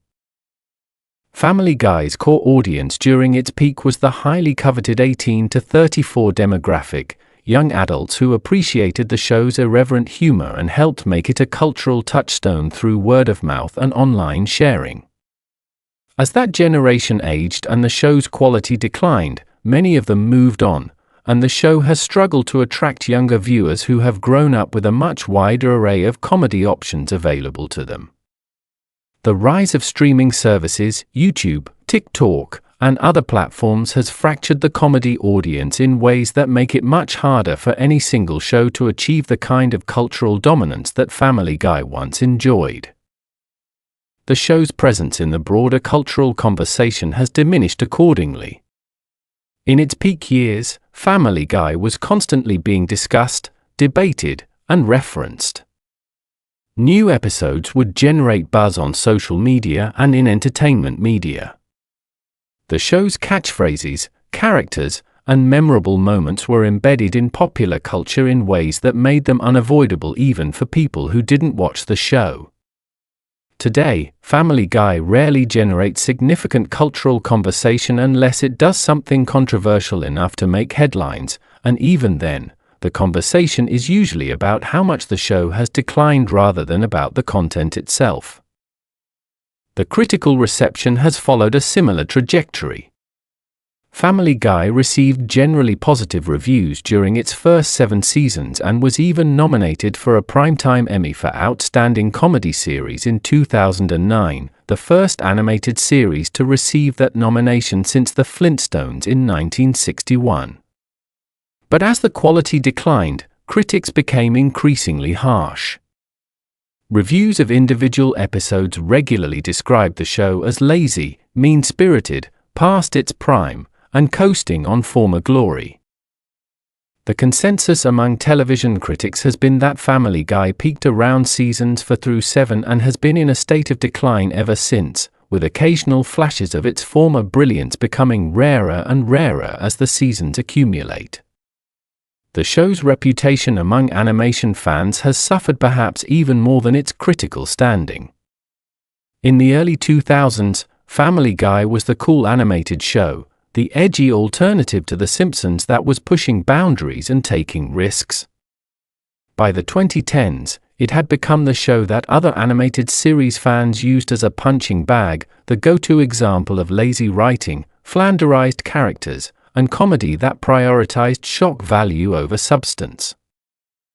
Being a Family Guy fan became something people felt they needed to qualify or defend, prefacing their fandom with disclaimers about only liking the early seasons or acknowledging the decline while insisting there are still occasional good episodes. The internet's relationship with Family Guy has been particularly telling. The show was one of the first major beneficiaries of online video culture, with its cutaway gags and memorable moments being among the most shared comedy clips in the early days of YouTube. But as internet humor evolved and became more sophisticated, Family Guy's style of comedy started feeling increasingly outdated. The random, reference-heavy humor that had once felt fresh and innovative began to seem lazy and formulaic. Younger viewers who had grown up with a more diverse and sophisticated comedy landscape looked at Family Guy and saw a relic from a different era, a show that was still making jokes the way it had 20 years ago while the world had moved on. Social media has also changed the dynamics of how people engage with the show. In the early days, fans would quote their favorite Family Guy lines to each other and share clips as a form of social bonding. Today, Family Guy clips on social media are more likely to be shared ironically, accompanied by comments about how much the show has declined or how a particular clip represents everything wrong with modern television. The show has become meme fodder, but not in the way the creators would want. The memes aren't celebrating the show's humor. They're using it as shorthand for creative bankruptcy and comedic decline. The internet's evolving relationship with Family Guy is actually a fascinating case study in how cultural attitudes can shift over time. In the mid-2000s, saying you loved Family Guy was a statement of identity. It meant you were edgy, irreverent, and in on the joke. People would bond over their favorite episodes and cutaways the way previous generations bonded over Monty Python sketches or Seinfeld quotes. By the mid-2010s, the cultural script had completely flipped. Saying you still liked Family Guy required qualification and defense. People would preface their enjoyment with disclaimers about only watching ironically, or only liking the early seasons, or acknowledging that the show had problems but finding it comforting anyway. The show went from being a badge of cool to being something people were slightly embarrassed to admit they still watched. This cultural shift wasn't entirely fair to Family Guy. Some of the backlash was driven by the same kind of contrarianism that initially drove people toward the show. Just as people once found it cool to like the edgiest show on television, they eventually found it cool to reject that show and signal their more sophisticated taste by criticizing it. But the shift was also driven by genuine creative decline that even the show's defenders had to acknowledge. When your fans can't recommend your show without extensive caveats and qualifications, something has gone fundamentally wrong with the product. Season 12 deserves special recognition as the season that crystallized the show's problems and made them impossible to deny. This was the season that opened with a crossover episode with The Simpsons, which should have been a celebration of animated comedy but instead felt like two exhausted boxers leaning on each other for support. It was the season that killed Brian and brought him back in the most cynically manipulative stunt in the show's history. It was the season that produced Fresh Air, an episode about incest that tested even the most forgiving fans' limits. And it was the season that produced Herpy the Love Saw, which made Brian's resurrection feel even more pointless by immediately demonstrating that the character was beyond redemption. Multiple retrospective analyses have identified Season 12 as the beginning of Family Guy's stagnation, the point at which the show stopped even attempting to evolve or improve and settled into a comfortable pattern of mediocrity punctuated by occasional attempts at relevance through controversy. The show didn't get dramatically worse after Season 12 so much as it stopped having any upward trajectory at all. Each subsequent season was roughly the same quality as the one before it, which is to say not very good, with occasional flashes of the old brilliance that served mostly to remind viewers of how far the show had fallen.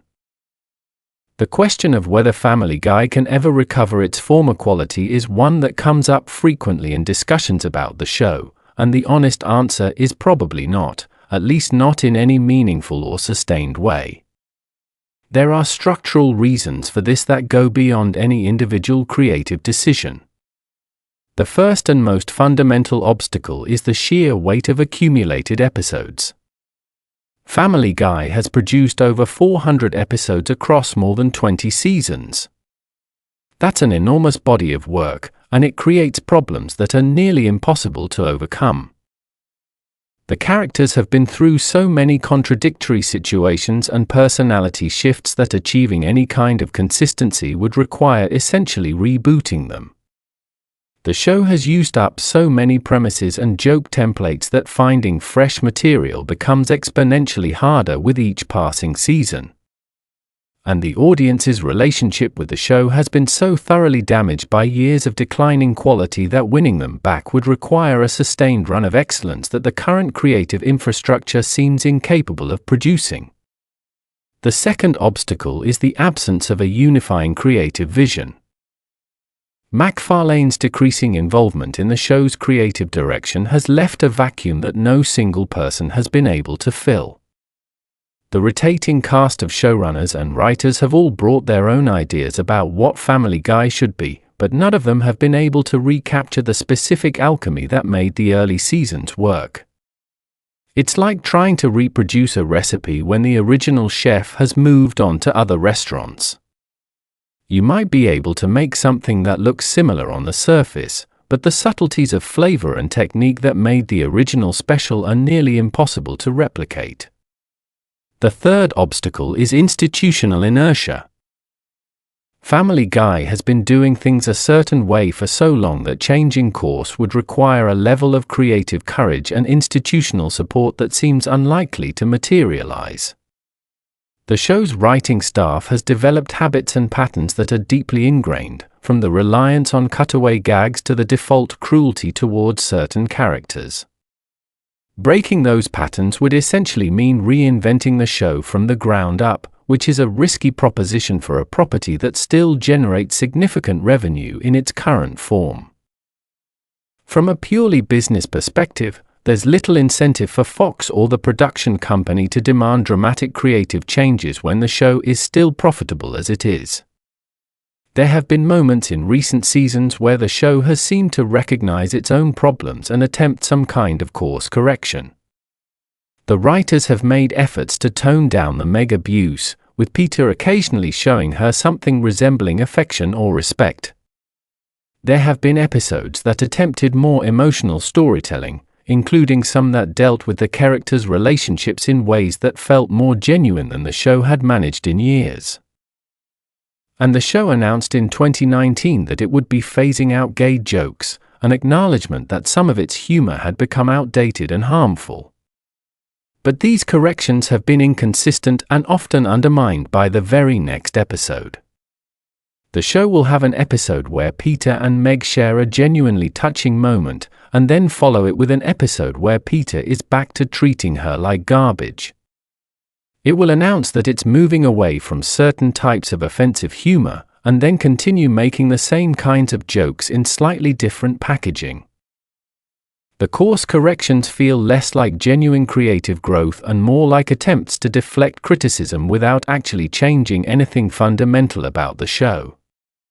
The show's relationship with its own past is also complicated and often counterproductive. Later episodes frequently break the fourth wall to acknowledge that the show isn't as good as it used to be, with characters making self-referential jokes about declining quality, lazy writing, or the show's controversial reputation. This kind of meta-humor can be effective when done well, as shows like Community and Arrested Development demonstrated, but Family Guy uses it as a shield against criticism rather than as a genuine creative tool. When the show jokes about its own problems, it creates the illusion of self-awareness without actually addressing those problems. It's like a doctor diagnosing a disease and then doing nothing to treat it. The diagnosis doesn't help if you refuse to change anything. The fourth wall breaking has also become increasingly aggressive and frequent in later seasons, to the point where it undermines whatever immersion the show still manages to create. Characters will address the audience directly, comment on the commercial break schedule, reference their own show by name, or make jokes about Fox's programming decisions. While these moments can occasionally generate a laugh, they also remind the audience that they're watching a product rather than a story, and that the people making the product are more interested in being clever about its mediocrity than in actually improving it. Some fans hold out hope that a more dramatic intervention could save the show. Ideas range from bringing in an entirely new writing staff to giving MacFarlane a stronger incentive to re-engage with the creative process to ending the show entirely and relaunching it after a period of creative development. But the reality is that Family Guy is unlikely to undergo any of these dramatic changes as long as it remains financially viable in its current form. The show continues to generate revenue through streaming deals, merchandise, and advertising, and as long as the money keeps flowing, there's no business case for taking the creative risks that recovery would require. There's also the question of whether the audience even wants Family Guy to recover at this point. The show's remaining viewers have largely made their peace with what it has become. They watch for the occasional good joke, the familiar characters, and the comfortable routine of a show they've been watching for decades. They're not expecting greatness. They're expecting adequacy, and the show delivers adequacy often enough to keep them from changing the channel. The passionate fans who care deeply about the show's quality have largely moved on, and the casual viewers who remain aren't demanding the kind of creative overhaul that recovery would require. The phenomenon of viewers continuing to watch a show they don't particularly enjoy is well documented in television studies. It's called habitual viewing, and it's one of the reasons why long-running shows can maintain acceptable ratings long after their creative peak. People watch out of habit, out of nostalgia, out of a reluctance to abandon something that was once meaningful to them. They watch while doing other things, half paying attention, not really engaged but not motivated enough to find something better. This is where Family Guy lives now, in the space between engagement and indifference, between loyalty and inertia. The contrast between Family Guy's current state and the show it once was becomes especially stark when you consider what the animation landscape looks like today. Shows like Arcane, Invincible, and Primal have demonstrated that animated storytelling can be sophisticated, emotionally powerful, and visually stunning. Even within the adult comedy space, shows like Big Mouth, Human Resources, and the later seasons of BoJack Horseman proved that animated comedies can be funny while also dealing with complex themes in nuanced ways. The bar for what animated television can achieve has been raised dramatically, and Family Guy is still operating at a level that would have been considered mediocre even by the standards of a decade ago. The most likely future for Family Guy is a continuation of its current trajectory, a slow, gentle decline in viewership and quality punctuated by occasional episodes that remind viewers of what the show used to be capable of. It will continue to exist as a cultural presence, not because it's earning that presence through creative excellence but because it's been around so long that it's become part of the furniture. People will continue to watch it, not with the excitement and anticipation of the early years but with the comfortable familiarity of a show that requires nothing from its audience and gives about the same in return. There is a certain melancholy in watching the slow decline of something that was once genuinely great. It's not unlike watching a former athlete continue to play long past their prime, still capable of occasional flashes of brilliance but clearly no longer the player they once were. You appreciate the memories even as the present reality disappoints you. You keep hoping for one more great performance while knowing deep down that the best days are behind them. That's what watching Family Guy feels like now, a constant tension between nostalgia for what was and resignation toward what is.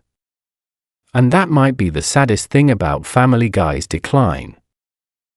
Not that it became bad, because all shows eventually decline, but that it became irrelevant. A show that once pushed boundaries and sparked cultural conversations has become background noise. A show that once made people laugh until they couldn't breathe now struggles to generate more than a mild chuckle. A show that once felt dangerous and unpredictable now feels safe and formulaic in its predictable outrageousness. Family Guy didn't die all at once. It died in increments, one flanderized character at a time, one lazy cutaway at a time, one mean-spirited joke at a time, one creative compromise at a time. Each individual decline was small enough to be overlooked or forgiven. But added together, they created a show that's almost unrecognizable from the one that premiered after the Super Bowl in 1999.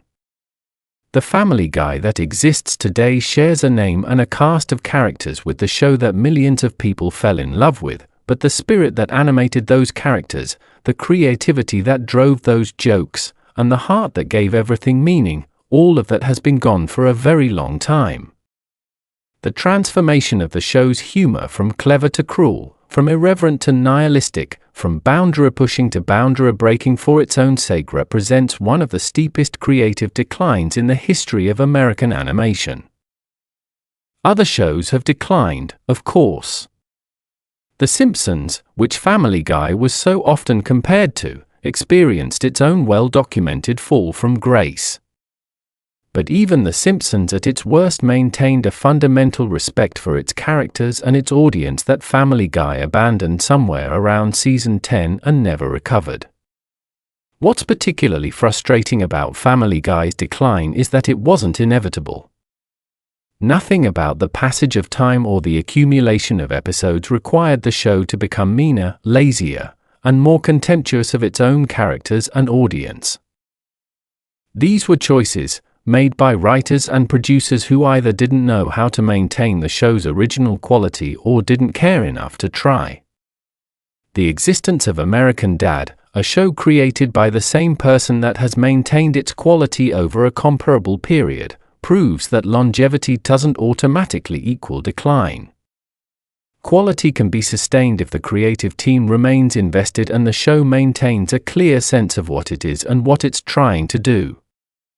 The writing room culture of a show has an enormous impact on its creative output, and by many accounts, Family Guy's writing room became increasingly insular and self-referential as the years went on. The writers were making jokes for each other, trying to outdo one another in terms of shock value and boundary pushing, without always considering whether those jokes would be funny, meaningful, or even coherent to the audience at home. This kind of creative echo chamber is toxic to comedy because it eliminates the perspective of the outsider, the person who doesn't already know the joke, who hasn't already been desensitized to the shock, who is encountering the content fresh and forming a first impression. When writers lose touch with their audience, the work suffers, and Family Guy's later seasons are a textbook example of this phenomenon. There's also something to be said about the economics of creative decline. Family Guy generates enormous revenue for Fox and Disney through streaming rights, syndication deals, and merchandise sales. This financial success creates a perverse incentive structure where the people funding the show are more interested in maintaining the brand than in maintaining the quality. As long as Family Guy continues to be profitable, there's no financial pressure to fix its creative problems. And since the kind of dramatic creative overhaul that might reinvigorate the show would involve risk, cost, and potential disruption to the revenue stream, it's much easier for everyone involved to just keep doing what they've been doing and collecting the checks. This is the trap that many long-running shows fall into, a situation where the business of making the show becomes more important than the art of making the show.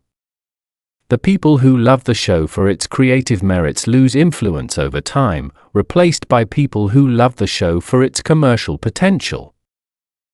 And slowly, imperceptibly, the show transforms from a creative endeavor that happens to make money into a commercial endeavor that happens to involve creativity. By the time anyone notices what's happened, it's usually too late to reverse the transformation. The legacy of Family Guy is a complicated one. At its best, it was one of the most innovative and entertaining animated comedies ever produced. It helped popularize a style of humor that influenced an entire generation of comedians and content creators. It proved that animated shows could attract massive adult audiences and generate cultural conversations on par with any live-action series. And it demonstrated the power of fan devotion in an era of media consolidation, coming back from the dead through sheer audience demand in a way that had never happened before. The show's influence on animation and comedy more broadly is undeniable, even as that influence has become increasingly mixed.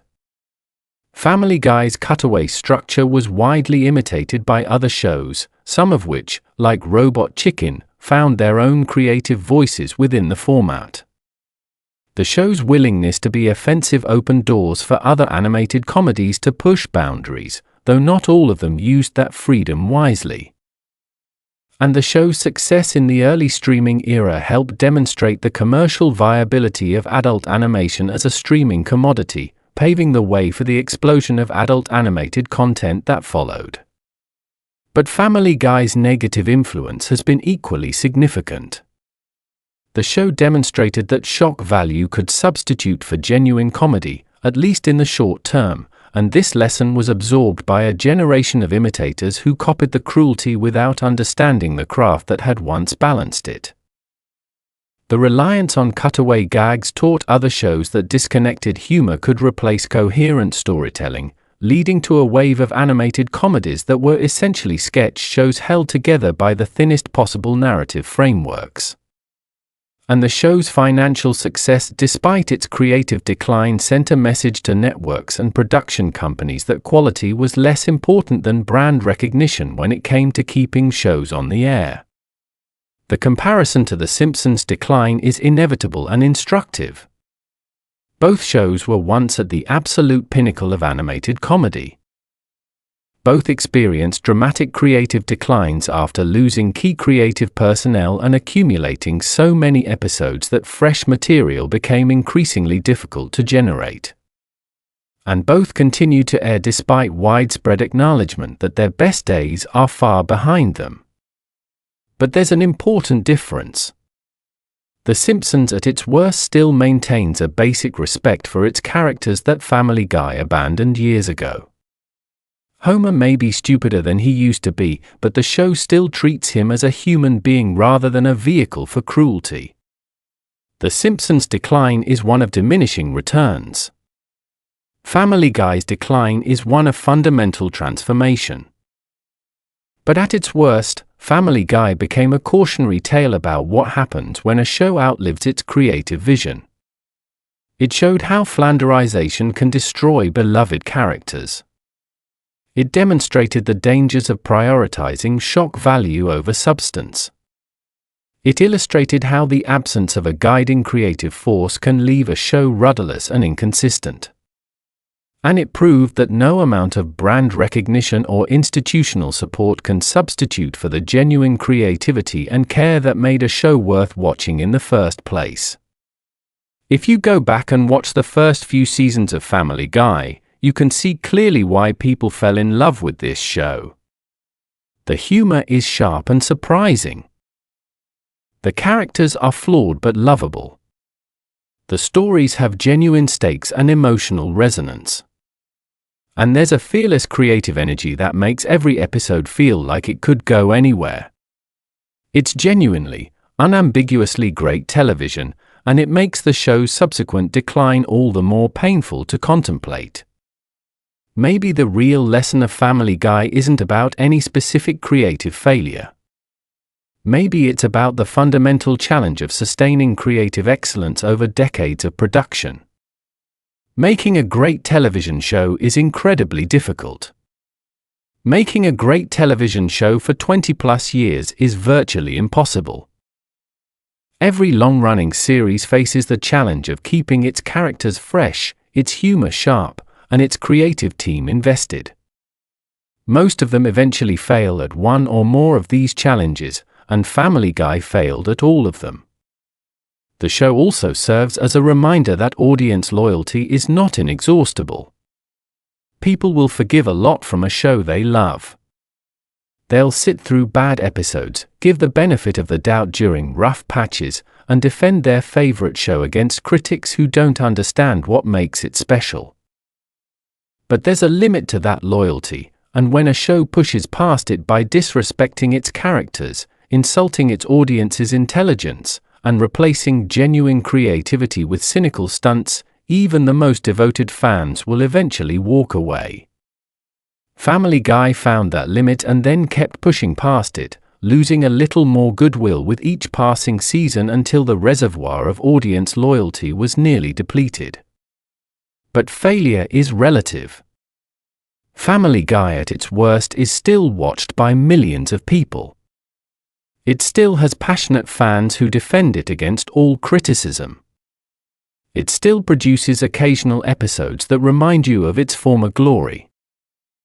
And it still occupies a unique place in the landscape of American animation, a show that refuses to go quietly into the night even as the world that once celebrated it has largely moved on to other things. Whether you still watch Family Guy or gave up on it years ago, there's something worth appreciating about what the show accomplished at its peak and something worth mourning about what it became afterward. The decline of Family Guy isn't just the story of one show going bad. It's the story of how creativity works and how it fails, how success can be its own worst enemy, and how the things we love can slowly become things we barely recognize. And it's a reminder that every great thing has a shelf life, even the funniest, most irreverent, most fearlessly original animated comedy of its generation. If you made it this far and you enjoyed this deep dive into the rise and fall of Family Guy, make sure you hit that subscribe button so you don't miss our next video.